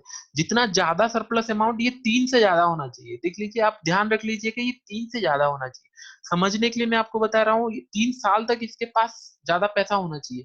3 साल में क्यों बता रहा हूँ, 3 साल एक बिजनेस को सस्टेन करने के लिए 3 साल पीरियड बहुत होता है, इसलिए मैं बोलता हूँ कि कोई भी कंपनी अगर 3 साल से, कोई देखिए अगर आप बिजनेस शुरू करते हैं तो आप हमेशा 1-2 साल के लिए पैसा एडवांस रख के शुरू करते हैं। अगर मेरा बिजनेस चले ना चले कुछ भी हो, मेरे को बिजनेस चलाने के लिए इतना पैसा होना चाहिए मेरे पास, जो कि आपके पास 3 साल तक, इसके पास 6 साल तक पैसा है। कोई भी प्रॉब्लम होता है तो ये हैंडल कर लेगा आपको 6 साल तक। चलिए, is that also with market cap, is that market cap से इसको कोई कुछ लेना देना नहीं है। देखिए मार्केट कैप से कुछ लेना देना नहीं है, अभी अभी हम पूरा कंप्लीटली डिफरेंट मार्केट कैप का कॉन्सेप्ट अभी चला गया, अभी अभी है। जितना ज्यादा, अब इतना ध्यान रखिए इसको, क्या ये नंबर जो भी हो 3 से ज्यादा होना चाहिए। और जितना ज्यादा होगा उतना एमआरएफ का आप देखेंगे, दूसरा किसी का देखेंगे, बहुत ज्यादा उन लोग के पास सरप्लस कैश है। मतलब अगर कोई न्यू बिजनेस शुरू करना चाहे तो भी ये पैसा लगा के उन लोग शुरू कर सकते हैं। तो ये हमेशा ज्यादा होना चाहिए। इंटरेस्ट कवरेज रेशियो जितना ज्यादा होगा उतना अच्छा है कंपनी के लिए। 3 से ज्यादा तो बेटर, अगर 3 से नीचे है तो थोड़ा नेग्लेक्ट कर दीजिएगा, या फिर और दूसरा एस्पेक्ट हम लोग देखेंगे, लेकिन 3 से ऊपर तो ग्रेट। आई थिंक सबको अंडरस्टूड हो गया कि नहीं, कितना इंपॉर्टेंट है ये करके। Okay, that means we are talking about individual entry. Yes, Hemant Singh, जो मैं बता रहा हूँ कि ना आप स्टॉक कैसे आइडेंटिफाई करेंगे, मतलब एक कंपनी आपको अगर कोई बोल दे कि नहीं लॉन्ग टर्म के लिए बाटा खरीद ले, इज इट एक्चुअली बाटा अभी खरीदना चाहिए था आपको या फिर 5 साल पहले खरीदना चाहिए था, अगर लॉन्ग टर्म पहले? क्योंकि अभी का सिनेरियो जो है ये मे भी हो सकता है नेक्स्ट 5 साल तक ना रहे। बाटा का हो सकता है तो बहुत सारे कॉम्पिटिटर मार्केट में आ जाए, ड्रॉ डाउन हो जाए, तो इसीलिए आपको हमेशा स्टॉक देखिए, पहला बात है कि नहीं, ट्रेडिंग के लिए आपको दो चार स्टॉक ट्रेडिंग ढूंढ के कर सकते हैं, लेकिन जब मतलब इन्वेस्टिंग का बात आ जाता है, आपको वेरी स्पेसिफिक होना पड़ेगा कि नहीं, थोड़ा सा भी कहीं पे आपको प्रॉब्लम दिखे तो आप वो कंपनी में इन्वेस्ट नहीं करेंगे, क्योंकि बहुत सारे कंपनी है, 2-3 हजार का कंपनी है, उसके अंदर से आपको 3-4 या मैक्सिमम 10 कंपनी चाहिए। तो इसलिए मैं टाइटेरिया बना रहा हूँ, सो दैट कि नहीं आपको एक ग्रेट कंपनी मिले, अच्छी भी कंपनी नहीं, ग्रेट कंपनी, गुड कंपनी आपको इन्वेस्टमेंट नहीं, good company you can trade, but great company you have to invest. इसके अंदर भी आपको यह हो सकता है कि नहीं थोड़ा लेट इन्वेस्टमेंट हो, लेट रिटर्न हो, लेकिन इसमें ज्यादा है कि नहीं, अगर कोई कंपनी के पास 20 साल तक पैसा है, तो इसका मतलब इन फ्यूचर अगर कोई उसके पास नया आइडिया आया, वो तुरंत इंप्लीमेंट कर सकता है और उसका प्रॉफिट आपको फिर प्राइस में भी दिखेगा। तो इसलिए जितना ज्यादा पैसा कंपनी के पास, उतना अच्छा। और एक इम्पोर्टेंट और एक इम्पोर्टेंट रेशियो जो है, वो है डेब्ट टू इक्विटी। ये बात ध्यान रखिए, डेब्ट टू इक्विटी, जो इंटरेस्ट कवरेज है, वो हमेशा डेब्ट टू इक्विटी से ज्यादा होना चाहिए। मैं डेब्ट टू इक्विटी का भी आपको बता रहा हूँ। डेब्ट टू इक्विटी मतलब कंपनी के पास कितना डेब्ट है, मतलब इक्विटी के हिसाब से कितना डेब्ट है, इसको मैं आइडेंटिफाई करता हूँ। डेब्ट टू इक्विटी लेस देन 1 होना चाहिए, किसी भी हालत पे कंपनी के पास लेस देन 1, और ये ग्रेटर देन होना चाहिए, और इंटरेस्ट कवरेज हमेशा ग्रेटर देन होना चाहिए डेब्ट से। क्या है ना, अगर कंपनी का कोई प्रॉब्लम भी होता है, तो ये कंपनी पूरा डेब्ट जितना भी इसके पास, रिलायंस के पास डेब्ट है, वो एक साथ एक ही शॉट में पे कर सकती है। इसके पास कैश है, ये पे नहीं कर रही है, क्योंकि हमेशा हर एक बिजनेसमैन चाहता है कि उसके पास कैश रहे इन फ्यूचर बिजनेस एक्सपांड करने के लिए। लेकिन ये हमेशा ध्यान में रखिएगा, अगर जितना चीपर हो, डेब्ट टू इक्विटी जितना चीपर हो उतना अच्छा है, और इंटरेस्ट कवरेज रेशियो जितना हायर हो उतना अच्छा है। तो 1 के नीचे है तो कंपनी को कंसिडर कर सकते हैं, क्योंकि हमेशा कंपनी लोन लेकर ही बिजनेस करती है, तो इसके लिए जितना कम, 1 के नीचे, ये 0 पॉइंट है, तो इसको हम लोग ले सकते हैं। तो अगर 1 के नीचे है, तो ये हम लोग मान सकते हैं कि हाँ, इसके फर्दर हम लोग एनालिसिस कर सकते हैं। तो अभी ये दो रेशियो आप लोग को समझ आ गया। तो और एक इंपॉर्टेंट रेशियो मैं आपको बताऊंगा फिर।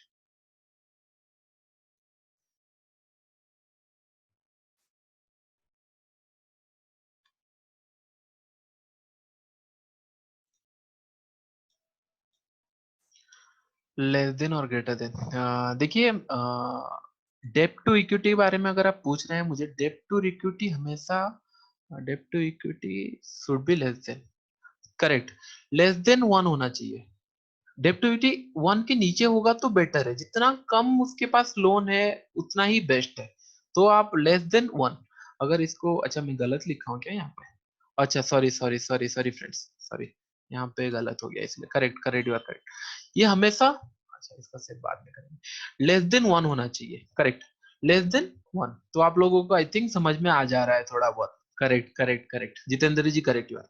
तो हाँ, ये 1 के नीचे होना चाहिए, और इसके पास जितना भी लोन है, इंटरेस्ट कवरेज उससे ज्यादा होना चाहिए, इसीलिए हम लोग देखते हैं ये ज्यादा हो ये कम हो।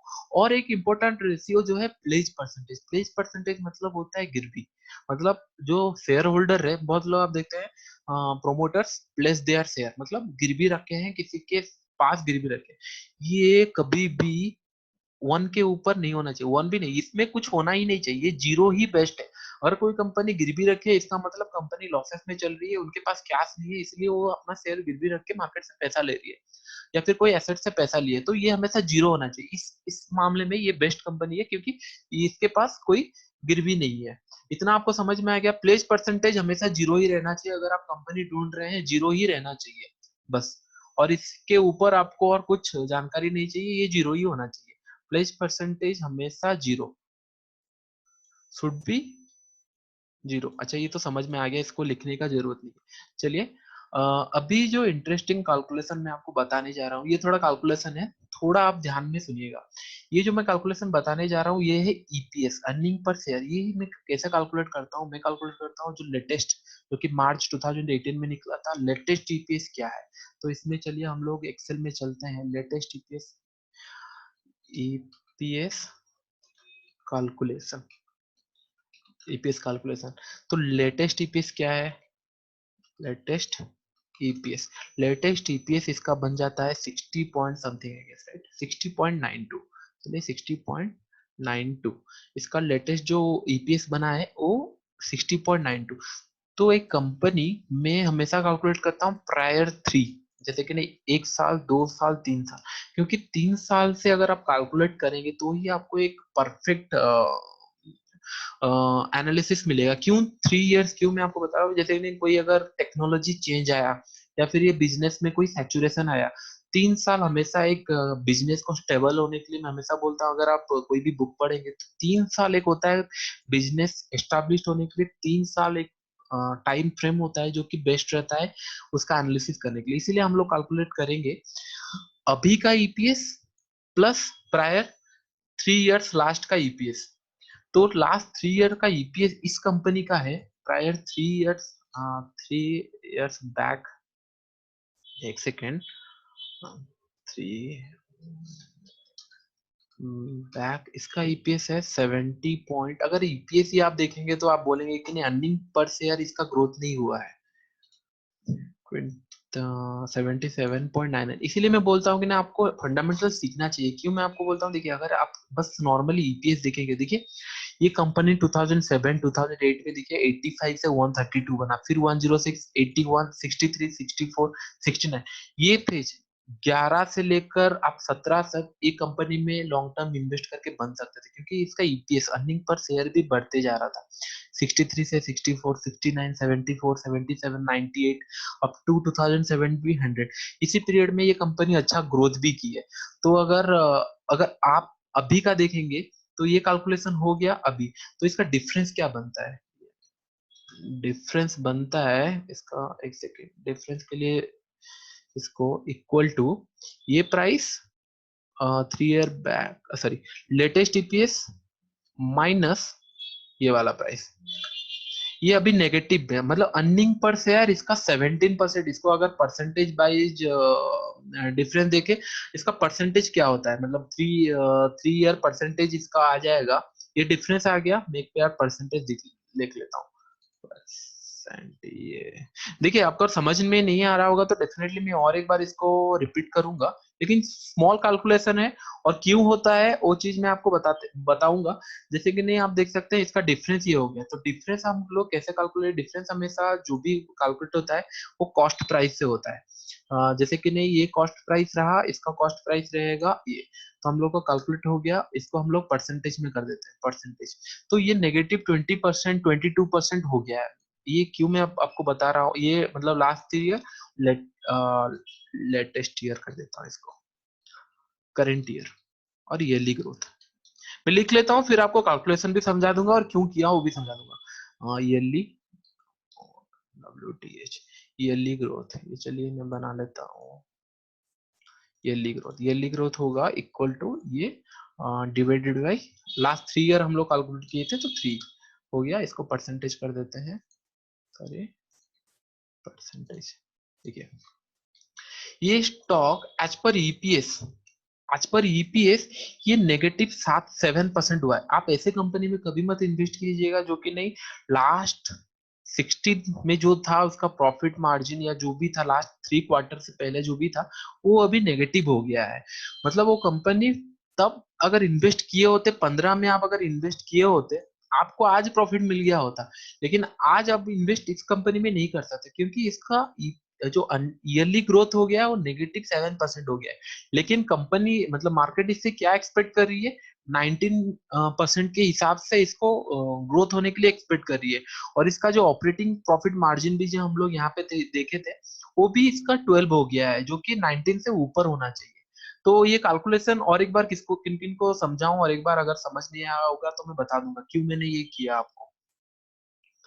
अर्निंग पर शेयर ग्रोथ ये बहुत ही मतलब बहुत सारा रिसर्च करने के बाद भी ये मेरे को कैलकुलेशन मिल रहा है, जो कि नहीं वैल्यू इन्वेस्टिंग होता है इसी से ही होता है और बहुत ये इफेक्टिव होता है। मैं आपको स्टॉक दिखाऊंगा जो कि नहीं बहुत ही अच्छा ग्रोथ हो सकता है इन फ्यूचर। तो ये कैलकुलेशन कितने लोगों को समझ में आया, मैंने क्या किया एक्चुअली, अभी मैंने बस प्रोजेक्ट किया कि नहीं 3 साल पहले इन लोग का ग्रोथ कैसा हो रहा था और अभी इसका ग्रोथ कैसा है। मैं ऐसा कंपनी देखना चाहता हूँ जो कि ग्रोथ ऐसे 74 77 98 100 देन 150, इसका मतलब ये कंटिन्यूसली पिछले क्वार्टर से ये ग्रोथ में चल रही है, तो हम लोग वो कंपनी में पार्ट में मतलब वो कंपनी का पार्ट में हम लोग इन्वेस्ट करेंगे, तो ये ज्यादा होता है। ये देखिए फ्लक्चुएशन 85 132, ये देखिए 2007-8 में ये पूरा एक स्टेबल बन गया था। स्टेबल मतलब एक रेंज में ही ट्रेड कर रहा था, देखिए इसीलिए यहाँ पे भी 63 64 69, इसमें भी ज्यादा ग्रोथ नहीं है, मतलब 2-3% के हिसाब से ग्रोथ हो रहा था। अभी 15 15 to 16 मार्क्स देखेंगे, लास्ट क्वार्टर 77 से 98, अगर इसी टाइम पे हम इन्वेस्ट किए होते तो नो डाउट एक साल के अंदर ही आपको अच्छा प्रॉफिट मिल गया होता। ये पता कहाँ से चल गया? अर्निंग पर शेयर से। कितने लोग को समझ में आ गया जो मैं ईपीएस का कैलकुलेट किया 3 साल और ईपीएस ग्रोथ का calculation? criteria should be that this growth rate should be positive or some value.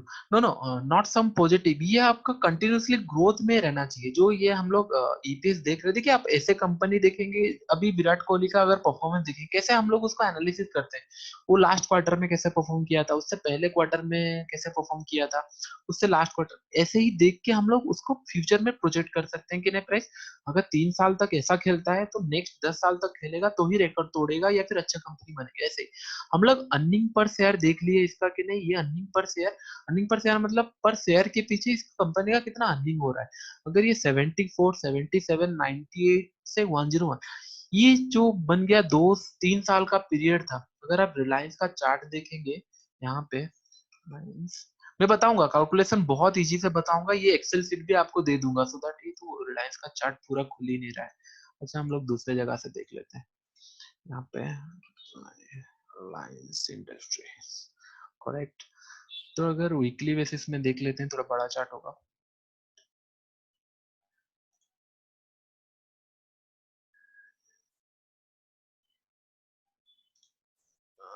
Correct, daily, monthly, monthly से भी देख लेते हैं। देखिए इसका अगर एज पर ईपीएस इसका ग्रोथ शुरू हुआ है, अगर आप देखेंगे 2011 से ये धीरे धीरे बढ़ने लगे। देखिए 63 से 64 मतलब थोड़ा ग्रोथ हुआ है, मतलब ऑलमोस्ट एक साल में इसका ऑलमोस्ट 2 या 3% का ग्रोथ है।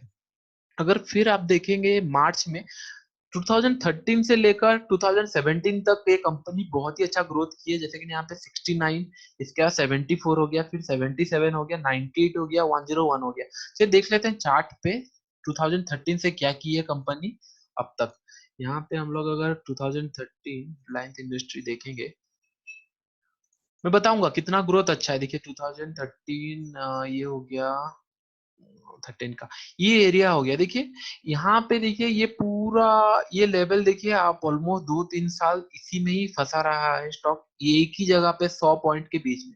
ये 13 स्टार्ट हो गया आपका, यहाँ से स्टार्ट हो गया 13, ये पीरियड से स्टार्ट हो गया आपका, हाँ हो गया करेक्ट, ये जगह से आपका स्टार्ट हो गया 13 यहाँ से स्टार्ट हुआ। देखिए ऑलमोस्ट अगर एज पर कैलकुलेशन अगर आप देखे होते, इसका ईपीएस ग्रोथ देखे होते, तो 13 से अगर आप इन्वेस्ट किए होते, ये धीरे धीरे भले चले, लेकिन अब तक 2017 तक आपका ऑलमोस्ट ये प्राइस बहुत पैसा मतलब ऑलमोस्ट आपका डबल ट्रिपल हो गया होता।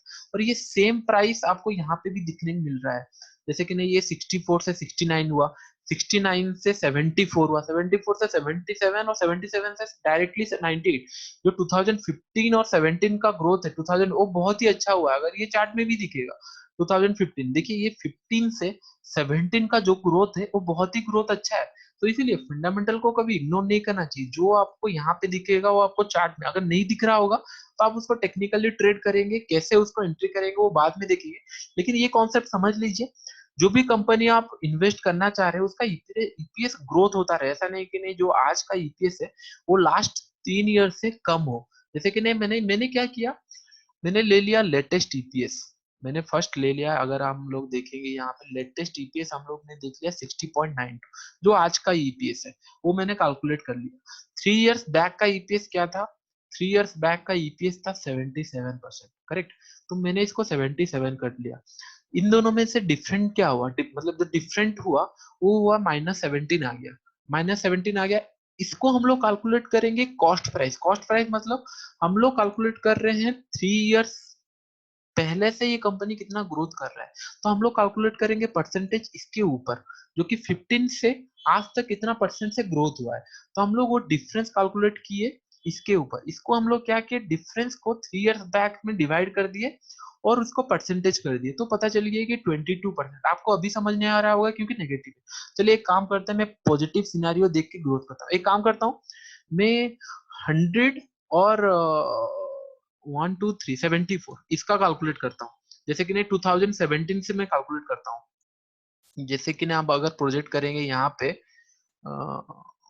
ये लेटेस्ट हो गया आपका 101। देखिए ये मैं सीट आपको दे दूंगा, बस आपको समझना है ये वैल्यू आप बाद में और मतलब सेल्फ कैलकुलेट करने का जरूरत नहीं है। बस यहाँ पे वैल्यू पुट कीजिएगा, आपको समझ में आ जाएगा कि नहीं ये कंपनी कितना परसेंट के हिसाब से ग्रोथ हुआ है। और ये प्योर मैथमेटिक्स है, इसमें मतलब मेरे कोई इसमें इनपुट नहीं है, पूरा मैथमेटिक्स है। देखिए 35% के हिसाब से लास्ट 3 साल से ग्रोथ कर रहा है। इसलिए मैं बोल रहा हूँ अगर आप इन्वेस्ट किए होते इसी टाइम पे तो आपको 35% का ग्रोथ हो रहा है, लेकिन ये 2018 का जो रिजल्ट आया है उसके हिसाब से इसको आप होल्ड नहीं कर सकते और इसको निकल जाइए। जो प्रॉफिट होना था हो गया, मे बी ये और जा सकता है। स्टॉक का प्राइस कोई लेना देना नहीं है। इसका fundamental fundamental definitely long run fundamental ही काम करता है। अभी कंपनी का डिमांड अच्छा है, लोग देख रहे हैं, मतलब उसका हाई ब्रेक हुआ है, जा रहा है अच्छा, लेकिन आपका जो ग्रोथ होना था कंपनी का एज पर फंडामेंटल वो ऑलरेडी हो चुका है। तो इसके लिए ईपीएस कैलकुलेशन ये कैलकुलेशन आगे जाके काम में आएगा। मैं आपको बताऊंगा इसको कैसे प्रोजेक्ट करते हैं, कैसे काम में आता है। हम कंपनी का फेयर प्राइस भी कैलकुलेट कर सकते हैं कि नहीं कौन सा लेवल पे इसको बाय करना था और कितने तक बाय करना चाहिए था। तो इसके लिए ये कैलकुलेशन आप लोग को समझ में आ गया। ये थोड़ा डिफिकल्ट नहीं, क्योंकि ये कोई बताता नहीं है। Last 3 year is 64 right, not 74, sorry. Last 3 year मतलब देखिए अच्छा वो कंफ्यूज हो गया कौन सा, सॉरी 69 करेक्ट। देखिए लास्ट 3 ईयर मतलब ये एक साल हो गया, ये हम लोग ने कैलकुलेट किया 2017, इसका 3 इयर्स प्रायर मतलब 1 2 3 बस हो गया। 3 साल, 3 साल एक मतलब कंपनी का टेक्नोलॉजी एब्जॉर्ब करने के लिए या फिर एक्सपांड करने के लिए एक बिजनेस बहुत सफिशिएंट टाइम होता है। इसलिए 3 ईयर में हमेशा देखता हूँ, कोई भी एस्पेक्ट होता है 3 ईयर देखता हूँ। तो ये 74 हो गया, 69 नहीं होगा 74 होगा। अगर यहाँ पे अगर आप यहाँ पे 60 में कैलकुलेट किए हैं तो यहाँ पे 79 को पकड़ेंगे, मतलब 1 2 3 3 साल पहले, मतलब लास्ट 3 क्वार्टर जो भी है, last 3 quarter. Okay correct. Okay, तो ये कैलकुलेशन समझ में आ गया कैसा, ये प्योर मैथमेटिक्स है। ये एक्सेल में आपको प्रोवाइड कर दूंगा, तो आप लेवल पुट करेंगे तो आपको समझ में आ जाएगा कितने परसेंट के हिसाब से। What is the parameter in screener for EPS 3 year back, what is the parameter in screener, sorry Sunil Roy ji, मैं थोड़ा समझ नहीं पाया। 3 ईयर मतलब पैरामीटर क्या है या फिर रीजन क्या है, मैं 3 इयर्स ले रहा हूँ ये पूछ रहे हैं आप।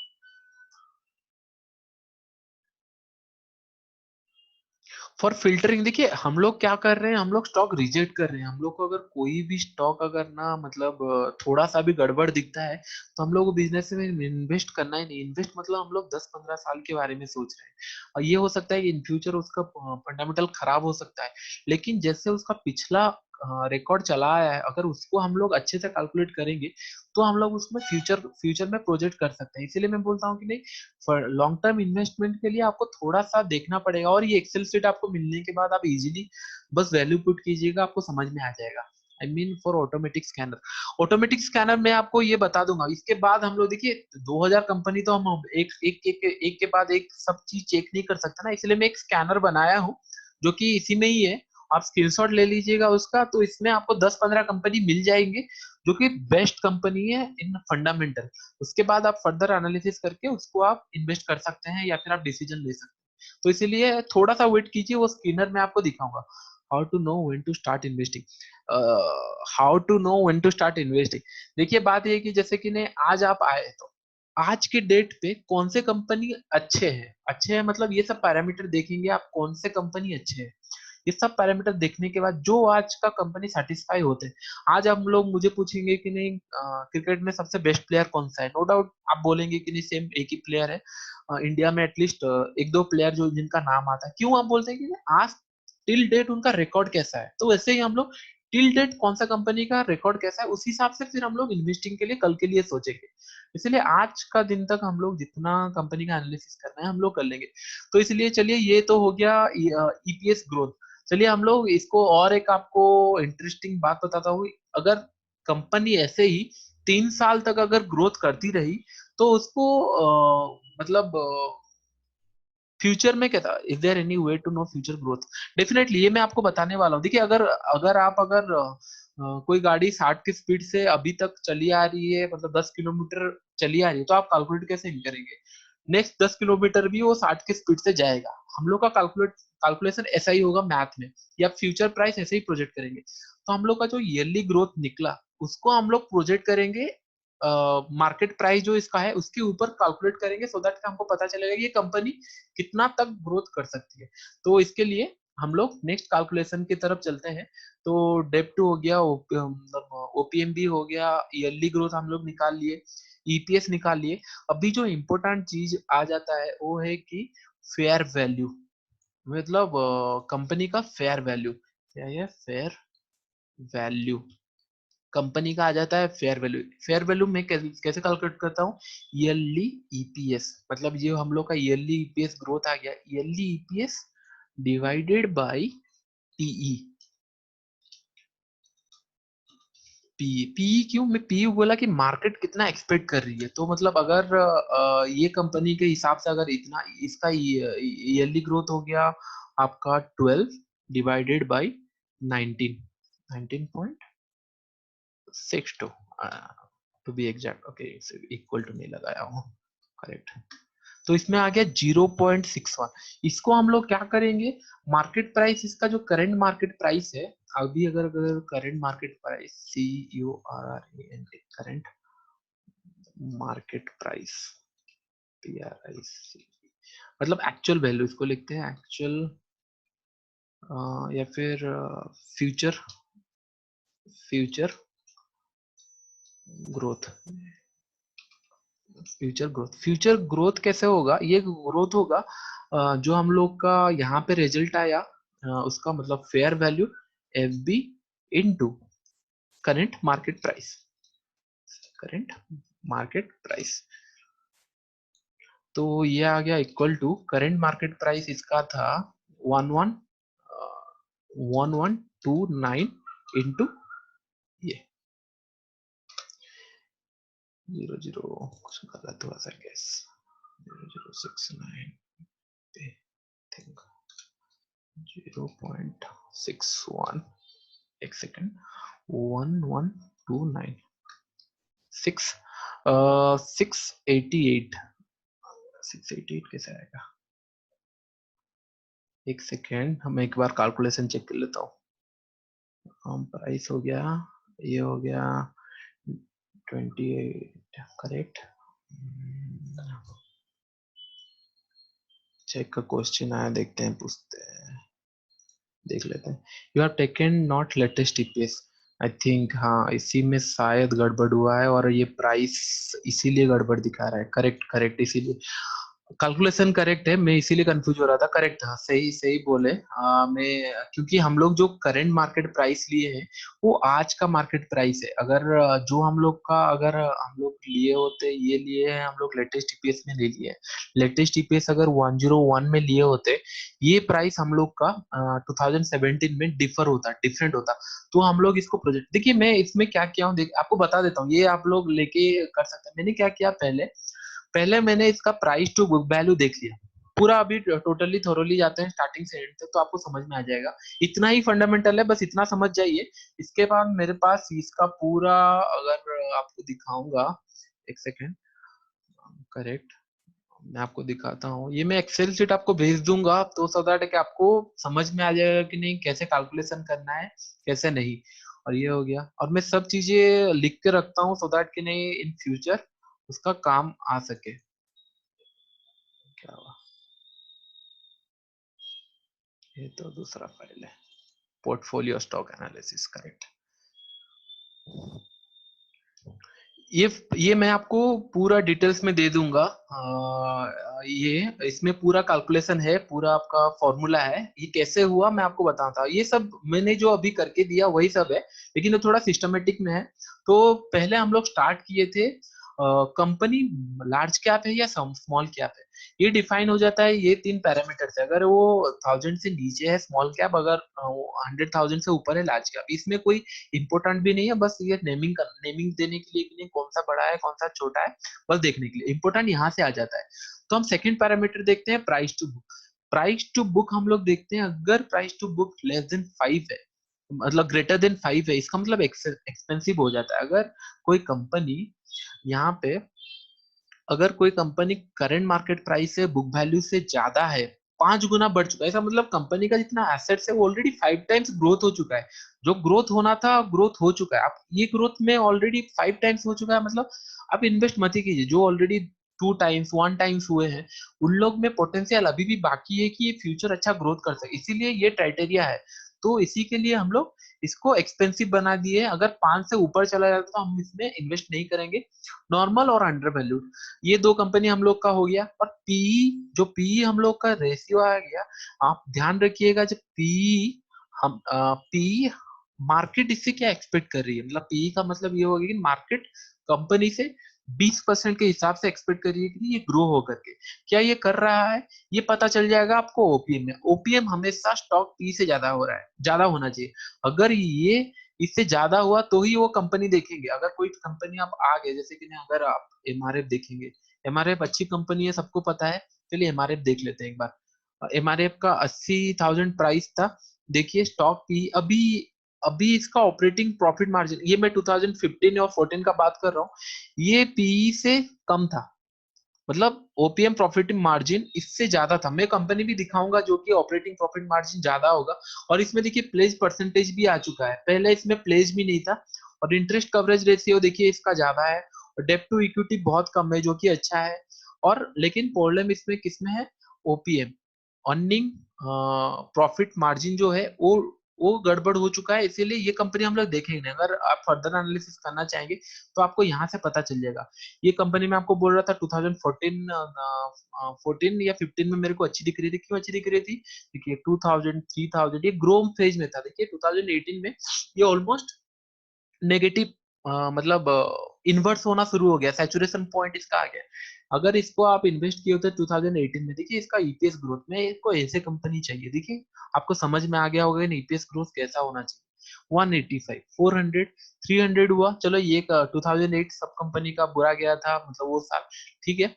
उसके बाद 500 800 1400 1300 1800 21 3800 3400, इसका ईपीएस पीरियड देखिए। और आज का, आज इस कंपनी में मैं इन्वेस्ट नहीं करूंगा, लेकिन 2 साल पहले मुझे बोले होते तो मैं शायद इसमें इन्वेस्ट करता, क्योंकि इसका प्रीवियस रिकॉर्ड बहुत अच्छा था। लेकिन यहाँ पे हम लोग का देखिए, promoter holding is low, promoter इनका होल्डिंग वापस ले रहे हैं और इसमें प्लेज होना शुरू हो गया, ये हमेशा जीरो होना चाहिए।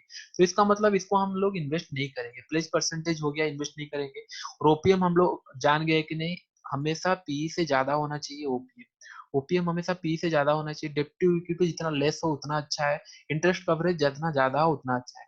चलिए इतना आपको समझ में आ गया तो मैं आपको स्क्रीनर दिखाऊंगा। ये कैलकुलेशन आपको समझ में आ गया पूरा। चलिए चार्ट में देख लेते हैं एक बार। How much should be the promoter, ये प्रोमोटर होल्डिंग से कुछ लेना देना नहीं है। प्रोमोटर होल्डिंग तब खराब होगा जब इन लोग प्लेज करना शुरू कर देंगे। प्लेज मतलब गिरवी रखना शुरू कर देंगे। अगर गिरवी देखना शुरू हो गया तो आप उस कंपनी से निकल जाइए। कुछ देखने का जरूरत नहीं है, गिरवी रखना शुरू हो गया मतलब कुछ गड़बड़ है कंपनी में। कंपनी में आपको इन्वेस्ट नहीं करना है, बस इतना। इतना पैरामीटर इंपॉर्टेंट है, उससे ज्यादा पैरामीटर इंपॉर्टेंट है नहीं, इतना ही पैरामीटर इंपॉर्टेंट है। इतना की चीजें कितने कितने लोगों को समझ में आ गया।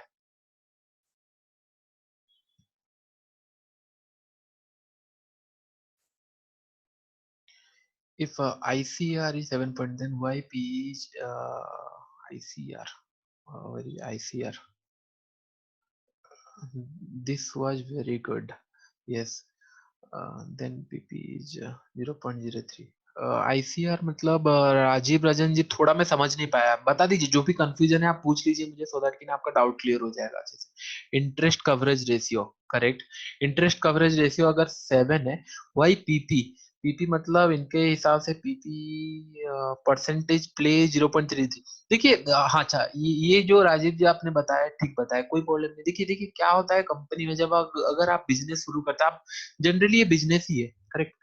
जब बिजनेस शुरू होता है आप क्या करते हैं, आपके पास अगर 1 लाख भी हो, या फिर अगर आप 1 करोड़ का बिजनेस शुरू करना शुरू कर दीजिए, पकड़ लीजिए 1 करोड़ का बिजनेस स्टार्ट कर लीजिए। तो क्या होगा, स्टिल आप चाहते हैं कि नहीं मेरे पास सरप्लस कैश हो, करेक्ट? सरप्लस कैश हो, surplus cash in the sense अगर आप मार्केट से लोन लिए या फिर कुछ लिए, क्योंकि आप चाहते हैं कि ना आपके पास कैश हो। हर कोई बिजनेस में चाहता है कि नहीं आगे 2-3 साल तक मेरे पास पैसा आता रहे। इसी के लिए उन लोग के पास पैसा होने के बावजूद भी उन लोग के पास लोन रहता है। कोई कोई कंपनी लोन हमेशा जीरो कर देती है, लेकिन कोई कोई कंपनी ऐसा रखती है कि नहीं कम लोन रखती है, सो दैट कि नहीं उन लोग को प्रॉफिट से ही उन लोग ये भी पे कर दे, सो दैट कि नहीं जो उन लोग का सरप्लस कैश है वो इन फ्यूचर दूसरा बिजनेसेस में भी इन्वेस्ट कर सके। अगर आपको पास रेस्टोरेंट खोलने का प्लान है, तो इसका मतलब ये नहीं कि आप अगर बड़ा बिजनेस करना चाहते हैं एक रेस्टोरेंट से आप खुश रहेंगे, आपको डेफिनेटली 2-4 रेस्टोरेंट चाहिए। इसके लिए आपको कैश हाथ में रखना है।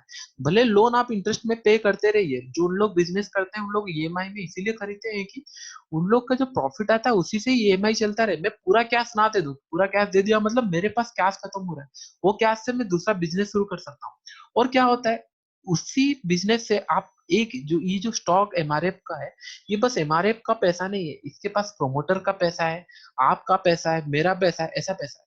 इसके बाद कुछ इन्वेस्टर ऐसे आ जाते हैं जिनका पैसा कुछ परसेंटेज के हिसाब से रहता है, तो उन लोग क्या करते हैं, अगर उनको कुछ नेगेटिव ग्रोथ दिखता है तो उन लोग क्या करते हैं, ज्यादा पैसा के लिए, अगर एमआरएफ अभी अपना शेयर किसको गिरवी देगा, अब एमआरएफ बहुत रेपुटेड कंपनी, उसका पैसा अगर बैंक में वो गिरवी देगा कि नहीं मेरे को थोड़ा और ज्यादा कैश चाहिए, मैं थोड़ा बिजनेस एक्सपांड करूंगा, तो वो अपना मतलब जो क्या बोलते हैं पैसा मतलब शेयर है वो उसको प्लेस करना शुरू कर देंगे। देखिए ये बहुत कम है, मैं आपको इवन 10% का भी लोग गिरवी रखते हैं, इवन 20%। आप अगर ज्यादा स्टॉक एनालिसिस करने लगेंगे तो ये बहुत मिनिमल है, लेकिन मैं चाहता हूँ कि जीरो हो तो सबसे बेस्ट है, क्योंकि हम लोग को रिजेक्ट करना है सब कंपनी जो कि थोड़ा बहुत भी डाउट लगे। इसलिए 0.03% के हिसाब से कुछ ज्यादा नहीं है, लेकिन कंपनी को अगर कोई भी पैसा का जरूरत पड़ेगा, कुछ होगा, तो इनके पास ये ऑप्शन रहता है कि नहीं थोड़ा उन लोग अपना कंपनी का प्लेज करके या गिरवी रख के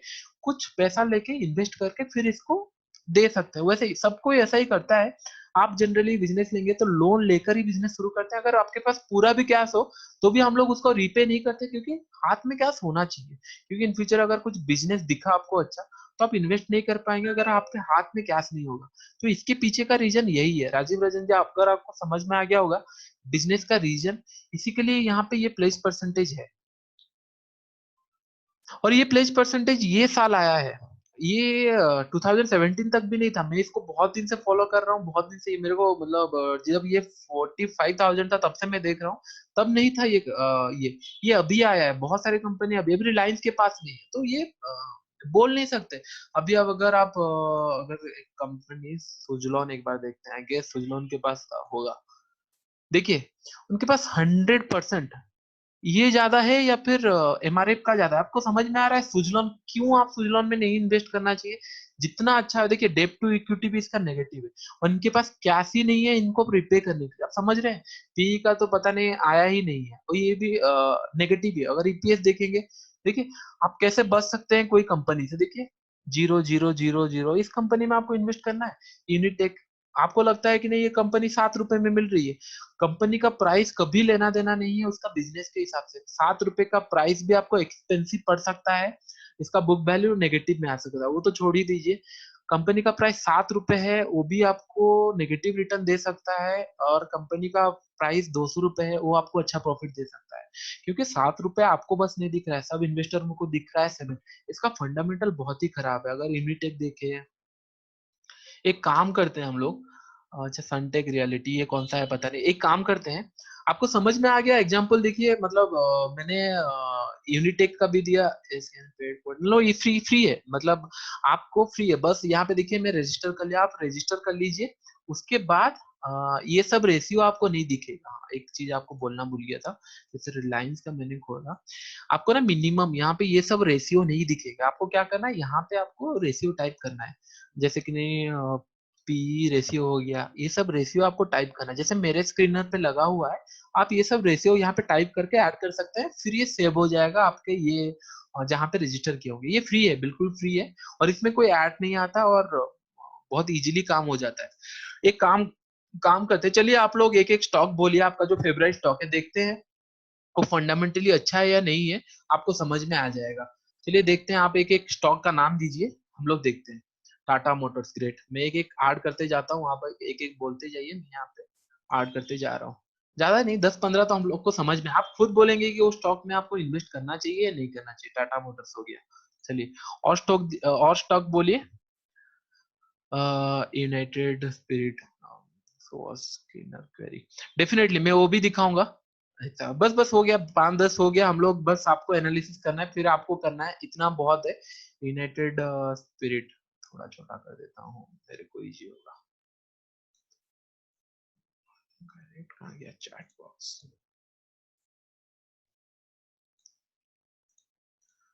करेक्ट, मैं दिखाऊंगा आपको। आपको लंच से पहले मैं बोल रहा हूँ, फंडामेंटली आपको कोई कहीं पे प्रॉब्लम नहीं होने वाला फंडामेंटली।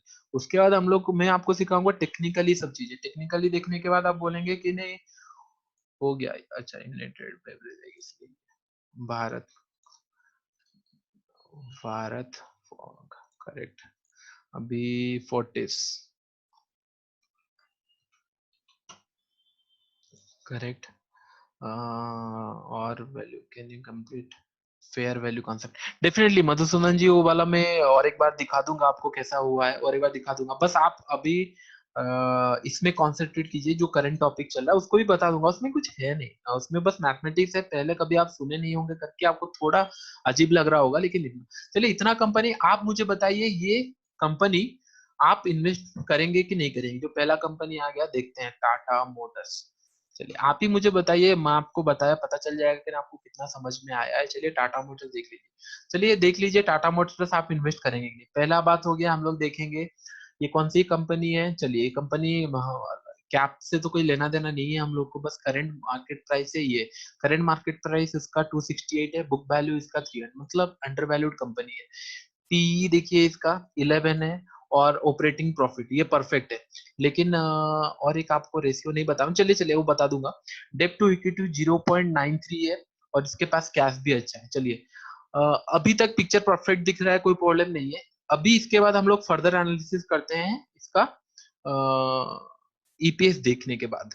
ईपीएस इसका मैं इन्वेस्ट नहीं करूंगा, ईपीएस मुझे बता दिया। देखिए ईपीएस, ईपीएस इसका लास्ट 3 इयर्स, आज का 26 है, लास्ट 3 ईयर ये 43 था। मे बी ये अगले 1-2 साल के बाद या अगले 1-2 क्वार्टर के बाद ये अच्छी कंपनी बन जाए, क्योंकि 2000 मार्च 17 में इसका 21 हुआ है, और ये 26।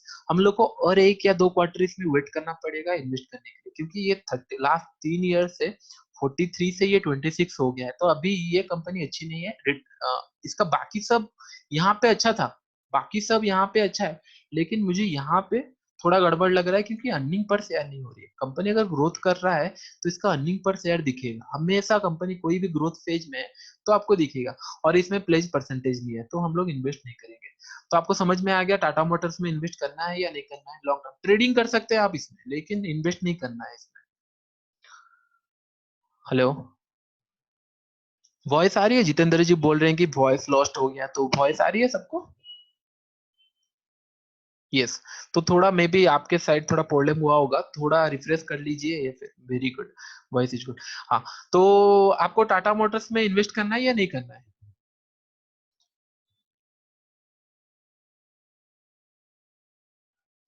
Great, great, great. देखिए आपको समझ में आ जाएगा, अगर आप टाटा मोटर से इन्वेस्ट करेंगे, फंडामेंटली पहले अच्छा होना दीजिए कंपनी को, उसके बाद हम लोग सोचेंगे। टेक्निकली आप ट्रेड कीजिए उसको, शॉर्ट टर्म में ट्रेड कीजिए, पोजिशनली ट्रेड कीजिए, कोई प्रॉब्लम नहीं है, टेक्निकली आप ट्रेड कर सकते हैं, लेकिन लॉन्ग टर्म के लिए वो अच्छा नहीं है। और एक आपको रेशियो बोलना भूल गया था, ये जो पेग रेशियो है हमेशा यह ध्यान रखिएगा, 0 से 1 रहेगा, तो जो कंपनी का 0 से 1, इन बिटवीन 0 to 1 रहेगा, वो अंडरवैल्यूड कंपनी मानी जाती है। और जो कंपनी 1 से 2 होगा, वो नॉर्मल, और नेगेटिव हुआ तो उसको छोड़ दीजिए। क्योंकि ये पैग रेशियो कौन कैलकुलेट करता है? ये अकाउंटेंट कैलकुलेट करते हैं। कैसे कैलकुलेट करता हूँ मैं बताता हूँ। ये कैलकुलेट होता है प्रेजेंट ग्रोथ, बट मतलब divided by expected future growth. इसका मतलब कि नहीं, इन फ्यूचर ये कैसा ग्रोथ कर सकता है, ये कैसे कैलकुलेट होता है, इन लोग का बिजनेस मॉडल आगे क्या आने वाला है, ये सब करके ये जो रेशियो देते हैं, ये एनालिसिस देते हैं कि नहीं। अगर 0 to 1 रहा, या फिर 0 to 1 बिटवीन, जैसे कि नहीं, अगर इसका रेशियो होता, यहाँ पे लिख लेता हूँ पेग, पैग रेशियो ये भी इंपॉर्टेंट है, इसको भी आप एक बार नजर डाल दीजिएगा तो बहुत ही अच्छा है। 0 to 1 हो गया, इसका मतलब ये अंडर वैल्यूड है। अंडर वैल्यूड मतलब बहुत ही अच्छा कंपनी, आप इसमें इन्वेस्ट कर सकते हैं, क्योंकि लोग मतलब जो एनालिसिस है उन लोग भी सोचते हैं कि नहीं, अगर 1 to 2 हो गया तो normal, 1 to 2 in between 1 to 2 normal इसको माना जाएगा। अगर नेगेटिव और इससे नीचे तो छोड़ दीजिए, वो कंपनी अच्छी नहीं है, इन फ्यूचर ज्यादा सेचुरेशन आएगा उसका, अच्छा नहीं होगा कंपनी ग्रोथ, इसको छोड़ दीजिए। तो ये पेग रेशियो समझ में आ गया। अभी नेक्स्ट हम लोग देखते हैं दूसरा स्टॉक क्या देखे थे हम लोग। टीसीएस तो हम लोग टाटा मोटर्स से चला गया, चलिए यूबीएल देखते हैं, यूबीएल का क्या करते हैं। चलिए यूबीएल आप ही बता दीजिए, कौन से टॉपिक से आप इसको निकालना चाहेंगे या फिर इसको होल्ड करना चाहेंगे। चलिए आप ही देख लीजिए, यहाँ पे स्क्रीन में है, मुझे बता दीजिए कि नहीं आपको होल्ड करना चाहिए नहीं करना चाहिए, और मुझे रीजन बता दीजिए क्यों इसको आप इन्वेस्ट नहीं करेंगे या फिर करेंगे। करेक्ट। मधुसूदन जी देख लीजिए, देख ले, ऑलरेडी ये 18% है, ये 18% है। और एक चीज मैं आपको दिखाता हूँ, देखिए बुक वैल्यू इसका 100 है और ये 10 टाइम्स ग्रो कर चुका है। एक कंपनी आपका 10 टाइम्स ग्रो कर चुका है, तो इसमें आप इन्वेस्ट नहीं कर सकते। ये जब 200-300 इसका प्राइस था तब आप इसमें इन्वेस्ट किए होते तो आपको अच्छा पैसा मिलता, लेकिन अभी ये ऑलरेडी 10 टाइम्स ग्रो हो चुका है। आप एक मतलब एक सैचुरेशन पॉइंट आता है, आप अगर कभी लाइफ टाइम काम नहीं कर सकते, आप 60 के उम्र तक काम कर सकते हैं, आपका पोटेंशियल पीरियड रहेगा, अच्छा पोटेंशियल 30 से 40 उम्र तक रहेगा, आप अच्छे से काम कर सकते हैं। जितना आप 30 से 40 तक काम कर सकते हो उतना आप 60 से 70 नहीं काम कर सकते। वैसे कंपनी ऑलरेडी 10 टाइम्स बिगर हो चुकी है, तो आपको देखना नहीं है। देखिए स्टॉक पीई देखिए कितना एक्सपेक्टेशन है मार्केट इससे, 75% के हिसाब से ये ग्रो होना चाहिए, ये 75% के हिसाब से ग्रो हो रहा है नहीं, तो इतना ये कंपनी में हम लोग का कैंसिल हो गया, नहीं होना है। अभी भारत फोक, मैं इसीलिए बोलता हूँ कभी आप लॉन्ग टर्म इन्वेस्टमेंट के लिए हड़बड़ी मत कीजिए। लॉन्ग टर्म इन्वेस्टमेंट देखिए इसको बताइए आपको इन्वेस्ट करना चाहिए नहीं करना चाहिए भारत फोक में। देखिए इसका इंटरेस्ट कवरेज बहुत ही बेहतरीन है, इंटरेस्ट भी नहीं है, पेग भी चलेगा ऑलमोस्ट 0 to मतलब इन बिटवीन 1 to 2 है, चलेगा, नॉर्मल है, प्लेज परसेंटेज है नहीं, और स्टॉक भी है। बस एक ही गड़बड़ है, ये मतलब 7 to 8 टाइम ग्रो हो चुकी है। आगे देखते हैं इसको, लेकिन अभी तक ये स्टॉक देखने से लग रहा है कि नहीं हम ठीक ठाक है। बस यहाँ का बुक वैल्यू ये 6 to 7 टाइम ग्रोथ हो चुकी है। इसका ईपीएस देख लेती है इस हिसाब से एक बार। देखिए ईपीएस देखिए ये कंपनी अगर आप होल्ड किए होते 2009 से देखिए, इसका ईपीएस अगर आप बाई किए होते 2011 से, 12 14 12 16 19 28 24, अभी ये 2018 में थोड़ा नेगेटिव रिटर्न दिया है। तो देखिए हम लोग का हो गया कि नहीं, इसको हम लोग company dividend pro growth last 5 है, डिविडेंड तो छोड़ ही दीजिए। ये कंपनी देखिए हम लोग रिजेक्ट करेंगे किस लिए, क्योंकि ये ओवर वैल्यूड हो चुका है ऑलरेडी, एक्सपेंसिव हो चुका है, और ईपीएस भी इसका नेगेटिव होना शुरू हो चुका है, इसीलिए हम लोग इसको होल्ड नहीं कर सकते। फिर हम लोग को एटलीस्ट 3 क्वार्टर का रिजल्ट इसको देखना पड़ेगा, क्योंकि 3 क्वार्टर, क्योंकि परफॉर्मेंस इसका कंपनी का अच्छा है कि नहीं है, इसको हम लोग एटलीस्ट 2-3 क्वार्टर देखना पड़ेगा रिजल्ट। एक क्वार्टर में रिजल्ट में आप कभी भी डिसाइड नहीं कर सकते कि नहीं इसको होल्ड करना चाहिए नहीं करना चाहिए। तो भारत फॉग greater than zero, great. Madhusudan ji पूरा बता दिए हैं, it's normal, very much difference, OPM correct. Madhusudan ji को समझ में आ गया कि नहीं ये कंपनी में अभी इन्वेस्ट नहीं कर सकता। अगर अगर ऐसा हुआ तो मैं आपको जितने सारे कंपनी मुझे देंगे, मैं बता दे रहा हूँ 90% कंपनी आप लोग जो बोले हैं वो इन्वेस्टमेंट के लिए सही नहीं है। नो डाउट उसमें ट्रेडिंग कर सकते हैं, book value will be low in tech, right. हाँ ये जो पॉइंट आपने उठाया सुनील रॉय जी, डेफिनेटली ये मैं आपको बता देता हूँ क्यों टेक में बुक वैल्यू कम होता है। देखिए कंपनी अगर रियल स्टेट में है या फिर कोई मशीनरी में है, जैसे रिलायंस, क्योंकि उन लोग का मशीन में काम होता है, जैसे कि मशीन का कॉस्ट नो डाउट ज्यादा होगा, अगर क्योंकि इसमें टोटल एसेट्स काउंट होता है, इसलिए टेक में हमेशा बुक वैल्यू कम रहता है। इसीलिए मैं बोलता हूँ कि नहीं ये एक पैरामीटर है हमको रिजेक्ट करने के लिए कंपनी, ये एक पैरामीटर नहीं है, ये मतलब वन ऑफ द पैरामीटर है। फिर उसके बाद अगर ये देख लिया अगर चलो ठीक है, फिर हम लोग दूसरे पैरामीटर देखना शुरू कर देंगे। इसीलिए बोलता हूँ कि नहीं बुक वैल्यू रियल स्टेट हो गया, रियल स्टेट क्योंकि डीएलएफ के पास बुक वैल्यू ज्यादा होगा, क्योंकि उन लोग के पास लैंड एसेट्स है, अगर उन लोग वो सेल करेंगे तो नो डाउट उनको ज्यादा पैसा मिलेगा।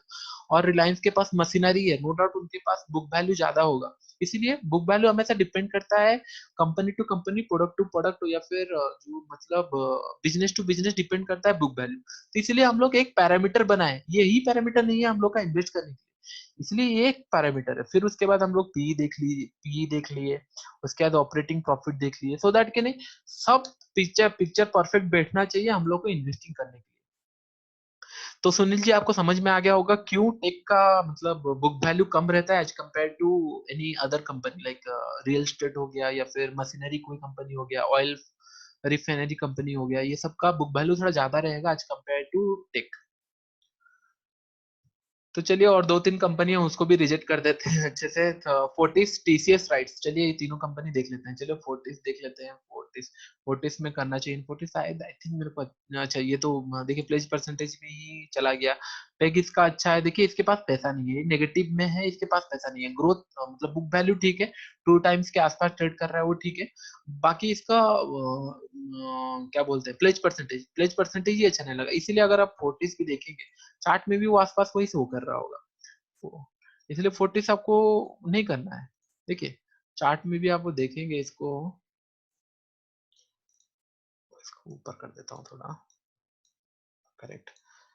देखिए ये स्टार्ट हो गया है लगभग 2007 से, देखिए एक ही जगह पे पड़ा हुआ है, स्टॉक का ग्रोथ ही नहीं है। तो क्यों ग्रोथ नहीं है? क्योंकि इसका फंडामेंटल ही बोल रहा है कि नहीं ये स्टॉक में ग्रोथ नहीं है। तो फंडामेंटल जब बोल रहा है तो फिर हम लोग को क्यों इंटरेस्ट देना? तो इसको नेगेटिव, इसको नहीं लेना है, खत्म। This is for long term. Now how to check fundamental for short term for trading. See Vinod Patil ji, मैं आपको ये भी बताऊंगा शॉर्ट टर्म के लिए कैसे ट्रेडिंग, आप टेंशन मत लीजिए। बाय में बोला आपको लंच से पहले मैं आपको बता दूंगा कि नहीं आप कौन से स्टॉक में इन्वेस्ट करना चाहिए। और आज जैसे कि नहीं 4 बजे तक मैं आपको ये भी बता दूंगा कि नहीं कौन से स्टॉक में आप ट्रेडिंग कर सकते हैं और कौन से कल के लिए ट्रेड करना चाहिए। मैं गारंटी देता हूँ by end of the course आपको समझ में आ जाएगा कि नहीं कहाँ पे ट्रेडिंग करना है, कहाँ पे नहीं, एग्जाम्पल के साथ और आपके साथ। तो इसलिए आप थोड़ा होल्ड कीजिए, अभी ये हम लोग कंप्लीटली फंडामेंटली जा रहे हैं, सो दैट कि नहीं आपको इन्वेस्टमेंट करने में प्रॉब्लम ना हो। चलिए ठीक है, हाँ ये हो गया। और टीसीएस देख लेते हैं, टीसीएस का एक बार टीसीएस देख लेते हैं, उसके बाद मैं आपको स्कैनर दिखा दूंगा कैसे आप चूज कर सकते हैं। देखिए इंटरेस्ट कवरेज रेशियो देखिए इसका, नो डाउट मैं आपको बोला था ना बुक वैल्यू इसका ज्यादा है, मतलब 241 है, ये लार्ज कैप कंपनी है। मतलब ये है, इसका पास इंटरेस्ट कवरेज रेशियो देखिए, ये देखिए डेब्ट टू इक्विटी इसका 0 है। थोड़ा बहुत प्लेज परसेंटेज है लेकिन इसको इग्नोर कर सकते हैं क्योंकि इसके पास कैश देखिए रिजर्व कितना है। और ये पेग देखिए, ये कंपनी अगर 1 to, मैं बोला था अगर 2 to 3 के बीच में रहता है तो इसको नॉर्मल माना जाता है, तो चलेगा। ये भी ऑलमोस्ट चलेगा, लेकिन ये ग्रोथ बहुत ज्यादा हो चुका है। अगर आप कैलकुलेट करेंगे बुक टू प्राइस वैल्यू जो कि 1943 डिवाइडेड बाई 241, कितना टाइम ग्रोथ हो चुका है? ये ऑलमोस्ट 8 टाइम ग्रो हो चुका है। तो थोड़ा मतलब 1-2 साल, वही बोल रहा हूँ ना, हम लोग कंपनी ऐसा ढूंढते हैं कि जो पहले से ग्रो हो चुका है, अभी ग्रो नहीं हो रहा है। देखिए इसका ईपीएस देखिए, मैं बोल रहा हूँ ना, अगर ये कंपनी का आप 2018 या 2009 में पकड़े होते तो बहुत ही अच्छा होता। जैसे कि नहीं इसका ग्रोथ 41, 48, 51, 32, 43, ये ईपीएस अभी ऑलरेडी 127 हो चुका है। अगर आप अभी इसको इन्वेस्ट करना चाहेंगे तो आपको क्विक मूवमेंट मिल जाएगा, लेकिन लॉन्ग टर्म के लिए देखिए यहाँ पे कौन भी दिखा रहा है, कौन क्या दिखा रहा है, stock is trading at 8 times of its book value. ये इसका नेगेटिव पॉइंट है, जो मैंने बोला था यही एक ही नेगेटिव पॉइंट यहाँ पे भी मेंशन हुआ है। 8 टाइम्स ये ऑलरेडी ग्रो हो चुका है कंपनी। आप, मैं बोल रहा था कि ना आपको वही आपको इन्वेस्ट करना था, तो ये कंपनी को 2-4 साल पहले आप यही करते हैं कि ना हम लोग हमेशा जब कंपनी नीचे रहती है तब हम लोग ढूंढ नहीं पाते। ये तो आपका दिखा नहीं रहा है, स्प्लिट का दिखा रहा है, पता नहीं क्यों। अच्छा, तो ये रहेगा 8 टाइम्स। अभी हम लोग ढूंढेंगे कंपनी ढूंढते कैसे हैं, चलिए हम लोग अभी देखेंगे कंपनी ढूंढते कैसे हैं, जो आपको इजी हो जाएगा, आपका डाउट क्लियर हो जाएगा नहीं ढूंढते कैसे हैं। करेक्ट, तो आपको ये डाउट हो गया क्योंकि आप जो जितने सारे कंपनी दे दिए मैंने आपको बता दिया है कि उसमें इन्वेस्ट नहीं कर सकते। हम लोग ढूंढेंगे कैसे, चलिए हम लोग स्कैनर में आ जाते हैं। ये मेरा फॉर्मूला है, इसके नीचे आ जाते हैं, पहले देख लेते हैं। देखिए इस स्कैनर में मैंने क्या किया है, करंट प्राइस, इसके ना ध्यान से सुनिए या फिर आप फोटो उठा लीजिए या फिर आप रिकॉर्डिंग बाद में सुनेंगे तो आप समझ में आ जाएगा। देखिए करंट मार्केट प्राइस 1 के ऊपर होना चाहिए, तो मैं ऐसे स्टॉक देख रहा हूँ जिसका प्राइस मिनिमम 1 रुपए से ज्यादा हो। उसके बाद इसका मार्केट कैपिटलाइजेशन, मार्केट कैपिटलाइजेशन मतलब जो हम लोग यहाँ पे दीप इंडस्ट्री निकाल देता हूँ। मार्केट कैपिटलाइजेशन मतलब ये 100 करोड़ से मिनिमम 100 करोड़ से ऊपर होना चाहिए। क्यों 100 करोड़ से ऊपर नीचे ऊपर? क्योंकि अगर कंपनी 100 करोड़ से नीचे है, इसका मतलब ये है कि उससे ज्यादा चांसेस है वो मैनिपुलेशन हो सकता है। क्योंकि अगर 30-40 करोड़ का कोई स्टॉक खरीदा तो डेफिनेटली ऊपर नीचे बहुत जल्दी हो सकता है। इसीलिए इसको मार्केट कैपिटलाइजेशन एटलीस्ट मैं सोचता हूँ कि नहीं, मिड लेवल मतलब छोटी कंपनी हो लेकिन 100 कंपनी से ऊपर हो, और price to book value less than 5। जैसे मैंने यहाँ पे बोला जो यहाँ पे बोला मैं वहां पे, ये लेस देन 5 हो, ये लेस देन 5 हो गया। डेप्ट टू इक्विटी लेस देन 1, मैंने आपको बोला था डेप्ट टू इक्विटी हमेशा एक के नीचे होगा तो अच्छी कंपनी है। तो मैंने क्या किया इसको, डेप्ट टू इक्विटी मैंने लिख दिया 1। इंटरेस्ट कवरेज रेशियो मिनिमम 3 होना चाहिए, 3 से ज्यादा होना चाहिए। यहाँ पे जैसे कि नहीं, यहाँ पे 3 से ज्यादा होना चाहिए इंटरेस्ट, ये मैंने आपको बोला जितना ज्यादा होगा उतना अच्छा, लेकिन 3 से ज्यादा होना चाहिए। और ऑपरेटिंग प्रॉफिट मार्जिन पी से ज्यादा होना चाहिए। और जी ये ओपीएम है, ये ओपीएम हमेशा पी से ज्यादा होना चाहिए, करेक्ट। और उसके बाद प्लेज परसेंटेज जीरो होना चाहिए, equal to zero. Pledge percentage मैं चाहता नहीं हूँ कि 1, 0, 1 point 0 point something, zero zero होना चाहिए। और ईपीएस जो लेटेस्ट क्वार्टर है, इससे ज्यादा प्राइस टू अर्निंग हो, करेक्ट। तो इसको क्या किया मैंने, रन कर दिया। रन करने के बाद देखिए मेरे को मिल गया इतना स्टॉक, टोटल मिल गए मेरे को। आई थिंक रिजल्ट पर page 15, page of fund total 15 stock मिल गए। देखिए 2000-3000 स्टॉक थे, मेरे को 15 स्टॉक मिल गए। ये 15 स्टॉक के बाद हम लोग फर्दर एनालिसिस करेंगे सो दैट कि नहीं हम इनमें इन्वेस्ट कर सकते हैं। देखिए डीप इंडस्ट्री जैसे मैंने निकाला था, सीरियस इंडिया में निकाल देता हूँ। देखिए सीरियस इंडिया में निकाला, देखिए इसमें प्राइस टू बुक वैल्यू देखिए one time, almost one time में ट्रेड कर रहा है, ग्रेट कंपनी। स्टॉक पी देखिए 6% और ये ओपीएस 9%, पर प्लेज परसेंटेज है नहीं। ये एक के नीचे भी है। पेग रेशियो भी अच्छा है, और इंटरेस्ट कवरेज रेशियो भी 9 है। इसका देख लेते हैं ईपीएस एक बार, क्योंकि ईपीएस भी इंपॉर्टेंट काम करती है। देखिए ईपीएस 22, 18, 6, मतलब आप ऑलरेडी यहाँ पे इन्वेस्ट कर, मतलब कर लेना चाहिए था ये कंपनी। मतलब आप ऑलमोस्ट, मैं बता रहा हूँ 2016 या 15 में ऑलमोस्ट आपको इन्वेस्ट कर लेना चाहिए था लॉन्ग टर्म। और अभी के लिए भी ये कंपनी अच्छी है। अगर हम डीप इंडस्ट्री, ये कौन सा कंपनी हम लोग निकाले अभी, श्रेयस इंडस्ट्री, चलिए देख लेते हैं चार्ट में कैसे दिखा है इसको। ये सब चार्ट को थोड़ा मैं साइज कर लेता हूँ अच्छे से, करेक्ट। श्रेयस इंडस्ट्री, देखिए ये कंपनी ऐसे बोला 2-3 साल पहले आप इन्वेस्ट इसमें कर सकते थे, स्टार्ट कर सकते थे। इसमें आप इन्वेस्ट किए होते तो 56 लेवल से 135, अभी भी अच्छी कंपनी है। इसको आप टेक्निकली अभी भी इसको ट्रेड कर सकते हैं, इसको इन्वेस्ट के लिए डाल सकते हैं। अभी भी ये फंडामेंटली अच्छी कंपनी दिख रही है अभी भी मेरे को। और कुछ ज्यादा देखिए ये रिट्रेस हुआ है, अच्छा कंपनी ग्रोथ करने के बाद रिट्रेस हुआ है। देखिए ये ग्रोथ करना स्टार्ट हुआ है 2016 से। क्यों ग्रोथ करना 2016 से स्टार्ट हुआ है?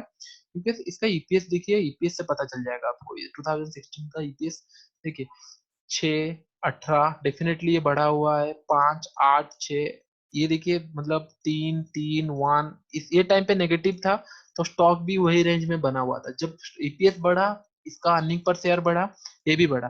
तो ये सब स्टॉक में आप इन्वेस्ट कर सकते हैं, ना कि जो ऑलरेडी ग्रोथ हो चुका है। इसका चांसेस है कि नहीं ये ज्यादा ग्रोथ हो चुका है, ये किसमें अब फर्दर आपको एनालिसिस करना है, इतना एनालिसिस नहीं होता। इसके बाद आपको एक बार देख लेना है कंपनी का प्रोडक्ट क्या है, किसमें बिजनेस करती है, फिर आपको श्रीनिवास, अच्छा ये पेपर के ऊपर है गेस, करेक्ट। इसका प्रोडक्ट देख लेते हैं, श्रीनिवास पेपर। ये देखिए ब्राइटनेस पेपर बनाता है, ये बनाता है डुप्लीकेट पेपर, स्टैम्प पेपर। देखिए ये देखने के बाद आपको इतना समझ में आ गया होगा कि नहीं कंपनी को इन्वेस्ट नहीं करना चाहिए। क्यों नहीं करना चाहिए मैं आपको बता रहा हूँ। सब अच्छा है कंपनी का, बहुत ही अच्छा है, ये बहुत बड़ा मतलब सेगमेंट है श्रीनिवास इंडस्ट्री पेपर की इंडस्ट्री में। लेकिन आज 90 अब मतलब सब कोई चाहता है डिजिटलाइज हो जाए करके, करेक्ट। तो जब डिजिटलाइज्ड 100% इन फ्यूचर या 5 इयर्स के बाद या 10 इयर्स के बाद हो जाएगा, तो पेपर का डिमांड कम हो जाएगा। और इसके पास कोई दूसरा प्रोडक्ट नहीं है, बस इसके पास पेपर है। और पेपर तब डेफिनेटली ग्रोथ इसका कम हो जाएगा। तो डेफिनेटली आप इस कंपनी में इन्वेस्ट नहीं करेंगे, तो फिर डेफिनेटली फिर आप दूसरा कंपनी देखेंगे। सिन्हास देख लिए, डीप इंडस्ट्री ऐसे करके जाएंगे, फिर कंपनी देखेंगे डीप इंडस्ट्री करती क्या है। क्योंकि फंडामेंटली स्ट्रांग पता चल गया, लेकिन इन फ्यूचर कितना ग्रोथ कर सकती है। चलिए एयर गैस वर्कर ड्रिलिंग, चलिए इतने में मुझे समझ में आ गया कि नहीं ये चलो रिलायंस सीपीएस अदानी ये बड़े बड़े क्लाइंट्स है इसके, चलो इसमें मैं इन्वेस्ट कर सकता हूँ। तो हम लोग इसमें इन्वेस्ट कैसे करेंगे? डीप इंडस्ट्री यहाँ पे देख लिए, एक second, deep industry, correct. Great, ये कंपनी आपको बहुत ही अच्छे प्राइस में मिल रही है 102। अगर आप बाय करना चाहते हैं तो बाय कर लीजिए 102, स्टॉप लॉस इसके नीचे लगा के आप लोग चल सकते हैं, या फिर थोड़ा 48 का स्टॉप लॉस। अच्छी कंपनी है, रिट्रेस अच्छा हुई है, और कंपनी का फंडामेंटल बहुत ही अच्छा है। जैसे यहाँ पे देख सकते हैं 102, 141 बुक वैल्यू के नीचे ट्रेड कर रही है, ग्रेट है। ओपीएम प्रॉफिट मार्जिन देखिए और ईपीएस देखिए, इंटरेस्ट कवरेज भी ग्रेट है, बुक वैल्यू भी ग्रेट है। और इसके नीचे अगर आप देखेंगे ईपीएस, कहाँ गया ईपीएस, करेक्ट, हाँ, ईपीएस भी देखें 22, 13, 7, 4, 4। देखिए कंपनी ग्रोथ पीरियड में आप इसमें इन्वेस्ट कर सकते हैं। चलिए चार्ट पढ़ लेते हैं, कोई चार्ट ये है। Stock P is only 6, stock P is very low. ये तो मैं बोल रहा हूँ जितना लो उतना अच्छा है। स्टॉक पी मैंने बोला, स्टॉक पी मतलब मार्केट इससे एक्सपेक्ट कर रही है 6% के हिसाब से ग्रो हो, मैं वही बोला 6% के मतलब 5% के हिसाब से मार्केट इससे एक्सपेक्ट कर रही है, तो अच्छा है ना। कंपनी 56 के मतलब लास्ट 5 ईयर, ये एवरेज अगर देखेंगे लास्ट 5 ईयर ये ग्रो कर रही है 56 के हिसाब से, तो डेफिनेटली नो डाउट बहुत ही अच्छी कंपनी है। क्योंकि लोग जो इन्वेस्ट किए हैं उन लोग चाह रहे हैं कि हमको 5% इससे मिल जाए, लेकिन कंपनी इनको दे रही है 56%, तो अच्छी कंपनी है, कोई प्रॉब्लम नहीं। अगर इसका ऑपरेटिंग प्रॉफिट में अगर आप और डिटेल्स में जाएंगे, देखिए 15, 18, 31, 30, 36, 40, 41, 30, 42, एक हेल्दी मतलब जो बोलते हैं कि नहीं हेल्दी ऑपरेटिंग प्रॉफिट होता है, वो उसका हेल्दी ग्रोथ हो रहा है। तो नो डाउट अगर ये कंपनी यहाँ से ग्रोथ करती है तो नो डाउट आपको इन फ्यूचर अच्छी ये ग्रोथ दे सकती है। इसके बाद ये रहा आपका कंप्लीट फंडामेंटल एनालिसिस। आपको देखिए लॉन्ग टर्म के लिए आपको कंपनी ऐसा आप कभी नहीं बोल सकते कि नहीं आपको नेक्स्ट रिलायंस ढूंढना है, रिलायंस ऑलरेडी बन चुकी है। अभी रिलायंस आप इन्वेस्ट करेंगे तो वो 10 साल पहले आपको ढूंढना था कि नहीं रिलायंस कहाँ है। अभी ऑलरेडी रिलायंस बन चुकी है, आप ऐसे कंपनी में नहीं फंस सकते। इसके लिए मैं आपको ये स्क्रीनर दिया हूँ, ये स्क्रीनर में क्या होगा, कहाँ पे स्क्रीनर गया, करेक्ट, हाँ ये स्क्रीनर, इस स्क्रीनर में से आप स्टॉक चूज कीजिए। इसके बाद इसका बिजनेस एक बार देख लीजिए, कुछ ज्यादा देखना नहीं है। इसके इंडिया मेटल्स गए, इसके अंदर कंपनी प्रोफाइल देख लिए, कौन सा प्रोडक्ट बना रही है, तो आपको समझ में आए डे टू डे यूजेस में ये प्रोडक्ट इनका काम में आता है या नहीं आता। अगर काम में आता है तो नो डाउट ये कंपनी इन फ्यूचर अच्छा परफॉर्म करेगी। अगर ये काम में नहीं आता है तो आप उसको निकाल दीजिए। जैसे मैंने बोला सिरनास पेपर इंडस्ट्री, मंगली पेपर, मतलब इन फ्यूचर लॉन्ग टर्म में शायद हो सकता है ये बंद हो जाए, बंद इन द सेंस सब डिजिटलाइज फॉर्म में जा रहे हैं, तो डेफिनेटली नो डाउट कि नहीं लोगों को पेपर ज्यादा कम, क्योंकि आजकल सब फोन में टाइप कर ले रहे हैं, पेपर का जरूरत नहीं था। पहले छोटा छोटा फोन बुक लेके पेपर में ही चलते थे, वो धीरे धीरे कम हो रहा है। तो इसलिए मैंने बोला है कि ये कंपनी में इन्वेस्ट कर, सो दैट कि नहीं इसका फंडामेंटल अच्छा है, कंपनी का बिजनेस अच्छा है, लेकिन इन फ्यूचर में भी ये सैचुरेट हो सकता है, तो इसलिए हम लोग इसमें इन्वेस्ट नहीं करेंगे। तो वैसे आपको कंपनी ढूंढना पड़ेगा, ये मैं आपको एक्सेल शीट दे दूंगा, सो दैट कि नहीं आपको क्राइटेरिया मिल गया कि नहीं इसके अंदर से किसको निकालना है, ये निकाल गया। इसके बाद आप फर्दर एनालिसिस करेंगे।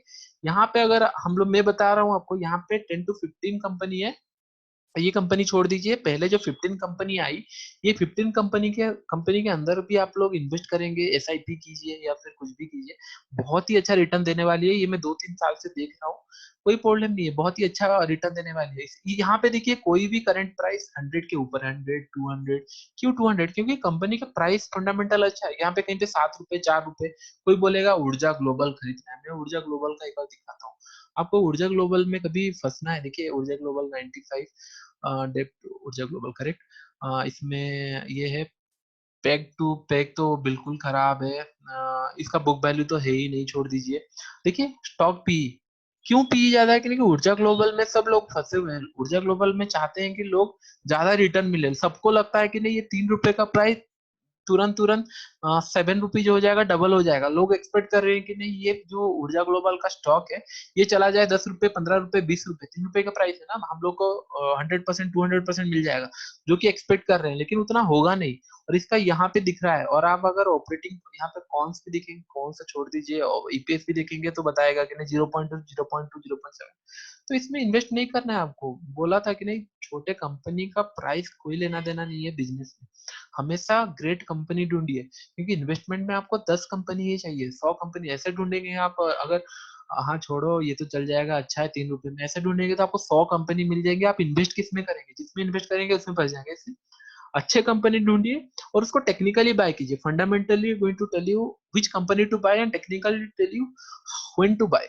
तो ये दोनों पॉइंट ध्यान रखिए। और अभी 12 बजने को है, तो जितना क्वेश्चन पूछना है पूछ लीजिए, फिर मैं सोच रहा हूँ कि 1 घंटा या 2 घंटा का ब्रेक लेके फिर से हम लोग टेक्निकली के ऊपर जाएंगे। जैसे मैंने आपको फंडामेंटली, कितने लोगों को फंडामेंटली समझ में आ गया पूरा पूरा एटलीस्ट, मतलब ये तो बता सकते हैं कि इन्वेस्ट करना है या नहीं करना है। Thank you Jitendra bro, thank you. मैं बोल रहा हूँ, मैं मतलब जितने, can you complete fair value, Madhusudan ji fair value growth value बोल रही है, इसमें कुछ है नहीं, एक बार और रुपए देख लेते हैं, कुछ है नहीं उसमें। ओ, फेयर वैल्यू क्या होता है, देखिए फेयर वैल्यू कैसे कैलकुलेट होता है, जो पहले हम लोग ईपीएस से शुरू करते हैं। लेटेस्ट ईपीएस हो गया, लिख लिया आप, 3 ईयर प्रायर ईपीएस लिख लिया, उसका डिफरेंस आपका माइनस करेंगे आ जाएगा। डिफरेंस जो आया वो हमेशा 3 ईयर जो कॉस्ट प्राइस है, मतलब जो 3 ईयर बैक का है, उसमें हम लोग कैलकुलेट करेंगे, तो ग्रोथ आ गया 35% एज ए एग्जाम्पल। तो ये 35% 3 ईयर का ग्रोथ है, तो इसको हम लोग 3 में डिवाइड करेंगे तो ईयरली ग्रोथ आ गया। ईयरली ग्रोथ को हम लोग क्या करेंगे, पीई में इंक्लूड कर देंगे, क्योंकि क्यों पीई में इंक्लूड इंटू मतलब डिवाइड करेंगे, और पीई में इसीलिए डिवाइड करेंगे क्योंकि जो कंपनी मार्केट कंपनी से क्या एक्सपेक्ट करिए, इसीलिए हम लोग पी को डिवाइड कर देंगे आपको अर्निंग पर शेयर से, तो आपको एक वैल्यू मिल जाएगा। वो वैल्यू को हम लोग फ्यूचर ग्रोथ, मतलब फेयर वैल्यू, जो हम लोग का फेयर वैल्यू हो गया, उससे हम लोग मार्केट प्राइस को इंटू करते हैं, सो दैट हमको एक प्राइस प्रोजेक्ट हो जाएगा। अगर एक सेकंड इसमें शायद प्रोजेक्ट हो जाएगा तो आपको समझ में आ जाएगा कि नहीं कितना देर तक इसको होल्ड कर रखना है। आई थिंक मैं ये किसके लिए किया था, टीसीएस के लिए किया था बहुत टाइम पहले। तो टीसीएस का जो फेयर वैल्यू बन के आता है वो बन के आता है 965।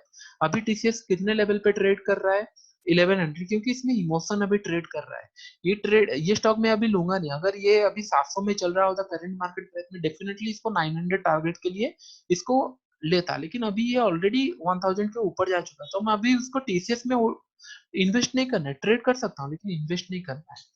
तो आई गेस आपको उसका मिल गया होगा, अगर आप एक बार देखेंगे वो कैलकुलेशन बहुत ईजी है, ये वीडियो अगर आप और एक बार देखेंगे तो आपको समझ में आ जाएगा, उसमें कुछ नहीं है, बस मैथमेटिक्स है। मैंने बस प्रोजेक्ट किया है कि लास्ट 3 साल से वो कंपनी कैसे परफॉर्म की है, अगर सेम 3 साल आगे परफॉर्म करे तो कंपनी का एक प्राइस कितना ग्रोथ कर सकती है, बस मैंने वही कैलकुलेशन किया है, और उसमें कुछ कैलकुलेशन नहीं है। Will you share this session video, definitely Sunil Rao, मैं डेफिनेटली ये रिकॉर्डिंग करके भेज दूंगा, सो दैट कि हम जितना टाइम चाहे इसको देख सकते हैं। और आप लोग लाइव पूछ रहे हैं, और इन फ्यूचर ये वीडियो रिकॉर्डेड ही रहेगा, मतलब कोई क्लास करना चाहिए कुछ चाहे तो ये वीडियो ही देख के ही रेफर करेगा।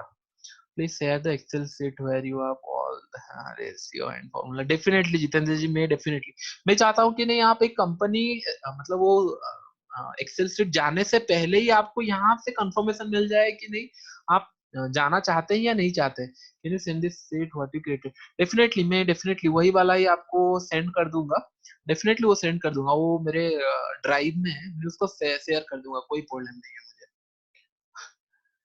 बस इतना बता दीजिए कितने लोगों को समझ में आ गया, ऑलमोस्ट मतलब 12 होने को है।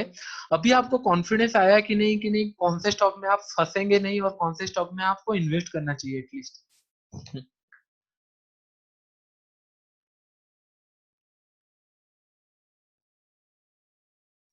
करेक्ट, मधु ने बोले कि इतना इजी हो सकता है, नहीं पता था। मैं यही बोल रहा हूँ कि बहुत इजी है, बस आपको स्पेसिफिक होना है कि क्या चीज आपको इसे लेना है। देखिए मैंने ईटीएफ के बारे में आपको बोला, मैंने अब तक जो भी बोला आपको, उससे आपको पता चल जाता है कि नहीं आपको पैसा कैसा कमाना है। बाकी सब लोग आपको पढ़ा देते हैं, इन्फॉर्मेशन दे देते हैं, 100 इन्फॉर्मेशन दे देते हैं, लेकिन कौन सा आपको लेना है इसके अंदर। मैं सब इन्फॉर्मेशन लेता हूँ, जो मेरे को हेल्पफुल लगता है मैं उसको कैप्चर करता हूँ, बाकी साइड लगा लेता हूँ। पहले प्रॉब्लम होता था ये सब चीज करना में, इसीलिए आजकल ओवरलोडेड इन्फॉर्मेशन है। Thank you next sector I be check this, now it's easy. Hemant Singh बोल रहे हैं अभी तो इजी लग रहा है, बाद में आप कीजिए, आपको डेफिनेटली नो डाउट। मैं ये बोल रहा हूँ, आप हार्ड अर्न मनी अपना अगर इन्वेस्ट करना चाह रहे हैं तो ऐसे कंपनी में ना कीजिए जो कि आपको कुछ मतलब फंडामेंटली एटलीस्ट अच्छा नहीं है। बाकी टेक्निकली आप ट्रेडिंग कीजिए, टेक्निकली मैं आपको ऐसा ऐसा सिस्टम बताऊंगा कि आप बोलेंगे कि नहीं ये मैं तो जानता था, लेकिन इतना इफेक्टिव था मुझे पता नहीं था। मैं आपको बहुत ही अच्छी अच्छी चीजें बताने वाला हूँ। तो और कोई क्वेश्चन है तो पूछिए, नहीं तो फिर हम लंच ब्रेक लेंगे। हाँ, और एक क्वेश्चन, लंच ब्रेक 1 घंटा का रखिए या 2 घंटा का रखिए, रखेंगे आप बताइए। अगर 1 घंटा का तो मेरे को कोई प्रॉब्लम नहीं है, लेकिन एटलीस्ट मिनिमम 1 आवर रखते हैं, सो दैट इन्हें आप लोग खा पी के और एक बार अच्छा one hour best, one hour is good, everyone saying one hour. Definitely मैं आपका टाइम भी, एक काम करते हैं, मतलब हम सबका वन आवर आंसर आ रहा है, 4-5 लोगों का आ गया है वन आवर, तो डेफिनेटली हम लोग एक काम करेंगे, 12 से 1 बजे तक हम लोग एक ब्रेक लेते हैं, उसके बाद मैं पूरा स्ट्रेट टू टेक्निकल जाऊंगा। फ्यूचर टाइम, करेक्ट करेक्ट है मनसिक, डेफिनेटली हम लोग फिर टेक्निकल में like one hour extra, correct correct. तो हम लोग फिर उसके बाद टेक्निकल में जाएंगे, स्टार्ट एट 1 PM, परफेक्ट। तो हम लोग 1 बजे स्टार्ट करेंगे, और मे बी शायद ये लिंक सेम, अगर ये जो लिंक मैंने आप एंटर किए हैं इनविटेशन लिंक से, मे बी वो लिंक अगर होगा तो ठीक है, नहीं तो मैं और एक बार भेज दूंगा, अगर भेजा तो मैं आपको मेल बस थोड़ा चेक कर लीजिएगा, अगर कहीं मैं और दूसरा लिंक भेजा हूँ या नहीं भेजा हूँ। अगर नहीं भेजा हूँ तो सेम लिंक में आप एंटर हो जाइएगा, क्योंकि आप डेफिनेटली लिंक के थ्रू ही एंटर होंगे, तो मेल तो चेक करेंगे। तो एक बार मेल चेक कर लीजिएगा, अगर आया होगा तो, नहीं तो फिर ये लिंक रहेगा। तो आई होप सबको क्लियर हो गया, या फिर और कोई क्वेश्चन है तो 6 मिनट है हम लोग के पास, पूछ सकते हैं, नहीं तो फिर हम लोग लंच ब्रेक लेते हैं। Can you one show the Excel that you are creating now, now जो क्रिएट किया हूँ, अच्छा ठीक है। देखिए ये अभी क्रिएट हुआ है, अभी जो क्रिएट हुआ है, अभी एक्सेल सीट ये है, और इसको मैं थोड़ा डिजाइन कर दिया हूँ, सब सेम है, अगर आप दूसरा वाला एक्सेल सीट भी देखेंगे सब सेम है। अच्छा ये वाला देखिए सब सेम है, इसमें भी वही स्मॉल कैप मिड कैप कैसा होता है, प्राइस टू बुक वैल्यू भी कैसा होता है, सब सेम है, cheaper is better, higher is better, ये मतलब सब सेम है। ये एक्सपेंसिव कौन सा होता है, थोड़ा डेफिनेशन के साथ है। ईपीएस ग्रो देखिए, डिफरेंस यहाँ पे माइनस किया गया है, ये डिवाइड किया गया है, ये सब किया गया है, इसके बाद ये टीसीएस का बना हुआ है, इसमें बस प्राइस आपको लिखना है, ये ईपीएस डिवाइडेड बाय पीई है, उसके बाद फेयर वैल्यू आएगा। तो ये बस सब, ये इसमें आपको पेग रेशियो अभी प्रेजेंट ग्रोथ डिवाइडेड है, ये बस मैं एक्सप्लेनेशन कर दिया हूँ, थोड़ा मैं लिख लिया हूँ रेफरेंस के लिए, नहीं तो जो आपको पढ़ा है वही सब है, और कुछ नहीं है इसमें। All good for now, great, can you answer that? Okay, तो आई गेस सबको डाउट नहीं है, तो सुनील आई गेस आपको एक्सेल सीट के बारे में आइडिया होगी, इसके पीछे मत रहिए, मैं आपको इन मतलब क्या बोलते हैं, जो मतलब फंडामेंटल एक्चुअली कैसे देखना चाहिए, मैं आपको वो ग्लिम्स दिया हूँ, मतलब वो आपको मैं बताया हूँ कैसा देखना चाहिए। इसके बाद ये तो बस रेफरेंस पॉइंट है, मतलब आपको इस कैलकुलेट करना है, प्राइस प्रोजेक्ट करना है, ये कैलकुलेशन है। जैसे कि नहीं, मैं अभी अगर जैसे बोला आपको, गाड़ी अगर 60 के स्पीड से 10 किलोमीटर से आ रही है, हम लोग कैसे कैलकुलेट करेंगे इन फ्यूचर वो कहाँ तक जा सकती है। डेफिनेटली अगर 10 किलोमीटर 60 में आई है, तो वैसे ही हम लोग 20 मिनट में वो मतलब, और 20 मिनट में और वो 60 के स्पीड से जाएगा, तो और मतलब और 10 किलोमीटर चला जाएगा, मतलब टोटल 20 किलोमीटर चला जाएगा, वैसे ही हम लोग वैसे इसको कैलकुलेट किए हैं। इसको आपको देखना पड़ेगा एक महीने में एक बार, एटलीस्ट आपको इन्वेस्टिंग के लिए क्वार्टर क्वार्टर में आपको ये एनालिसिस करना पड़ेगा, मतलब 3 महीने में जब उसका रिजल्ट आता है, एक बार देखना पड़ेगा कि हाँ ये कंपनी का रिजल्ट कैसा है, नहीं अच्छा है तो निकल जाइए, अगर अच्छा है तो होल्ड करके रखिए, जितना दिन तक रखना चाहिए। Ratio is critical right for future growth, definitely peg, Sunil Roy को थोड़ा आई थिंक मेरे को लग रहा है उनको आइडिया है peg ratio, peg ratio definitely future growth के लिए क्रिटिकल है। जैसे मैंने बोला यहाँ पे, ये डिसाइड करता है कि नहीं कंपनी बाकी जो एनालिसिस से इसको किस तरह देखते हैं। यहाँ पे मैंने बोला पेग रेशियो अगर 0 to 1 है तो अंडर वैल्यूड है, 1 to 2 है तो नॉर्मल है, ग्रेटर देन 2 है तो एक्सपेंसिव है। तो इसीलिए अब अगर 0 to 1 है तो नो डाउट, अगर बाकी सब क्राइटेरिया मैच कर रहे हैं और अंडर वैल्यूड है, 0 to 1 है, नो डाउट आप उसमें इन्वेस्ट कर सकते हैं, फंडामेंटली बहुत अच्छा है। उसका टेक्निकली कैसे ट्रेड किया जाता है वो आप कल तक पूरा मतलब एक्सपर्ट हो जाएंगे, उसके लिए कोई प्रॉब्लम नहीं है, मैं आपको गारंटी देता हूँ उतना। एटलीस्ट जो मैं वो लाइन बोला था कि नहीं गारंटी, आप लंच से पहले 100% आपको इन्वेस्टिंग के ऊपर कौन सा स्टॉक चूज करना चाहिए, वो जस्टिफाई होता है, आई थिंक वो जस्टिफाई होता है कि नहीं, एटलीस्ट वो कंप्लीट हो गया कि लंच से पहले आपको, करेक्ट, कि लंच से पहले आपको एटलीस्ट पता चल गया कि नहीं कौन से कंपनी में इन्वेस्ट करना चाहिए, कौन सी कंपनी में नहीं, in the in point of investing only. और 10 to 15% तो मैंने आपको पहले ही बता दिया है, यूट्यूब में बहुत जन मेरे को पूछे थे कि नहीं 10 से 15% मेरे को चाहिए, 7%, उतना करना है तो आपको थोड़ा सा मेहनत करना है। मार्केट अगर क्लोज हो रहा है रेड में, बाय कर लीजिए कि टीएफ उसका एवरेज कर लीजिए। एवरेज लोग करते हैं स्टॉक, स्टॉक में कभी गलती से एवरेजिंग मत कीजिएगा, ये मत बोलिएगा नहीं मैं स्टॉक में सारा एवरेज कर लिया और अभी मेरे को रिटर्न नहीं मिला, स्टॉक में कभी गलती से एवरेजिंग मत कीजिएगा, एवरेज उस एसेट्स में कीजिए जिसमें आप कंफर्म हो कि वो ऊपर जाएगा। जैसे कि नहीं मार्केट इंडेक्स, हम लोग सोचते हैं कि नहीं इकोनॉमिक ग्रोथ में चल रहा है तो मार्केट भी ऊपर जाएगा, निफ्टी भी ऊपर जाएगा, इसलिए हम लोग ईटीएफ में इन्वेस्ट कर सकते हैं, लेकिन स्टॉक्स में ऐसा एवरेजिंग मत कीजिएगा, स्टॉक में पिरामिडिंग होता है, एवरेजिंग नहीं। तो इसके लिए चलिए ठीक है, हो गया 12 हो गया, तो ये अभी मैं क्लोज करता हूँ, और मैं रिकॉर्डिंग बाद में शेयर कर दूंगा, आज नहीं तो कल शेयर कर दूंगा, लेकिन आज का जो सेकंड हाफ है फिर वो भी इंटरेस्टिंग होगा, वो कंप्लीटली आपका पर्सपेक्टिव चेंज हो जाएगा टेक्निकल एनालिसिस के ऊपर। आज और कल के अंदर डेफिनेटली मैं बताता हूँ, इसके लिए हम लोग फिर टेक्निकल एनालिसिस करेंगे। और अभी के लिए इतना ही, मैं सेशन क्लोज कर रहा हूँ। थैंक यू फ्रेंड्स, और अभी सेशन क्लोज कर रहा हूँ, सेकंड फिर 1 बजे से स्टार्ट होगा, ठीक है। Okay okay.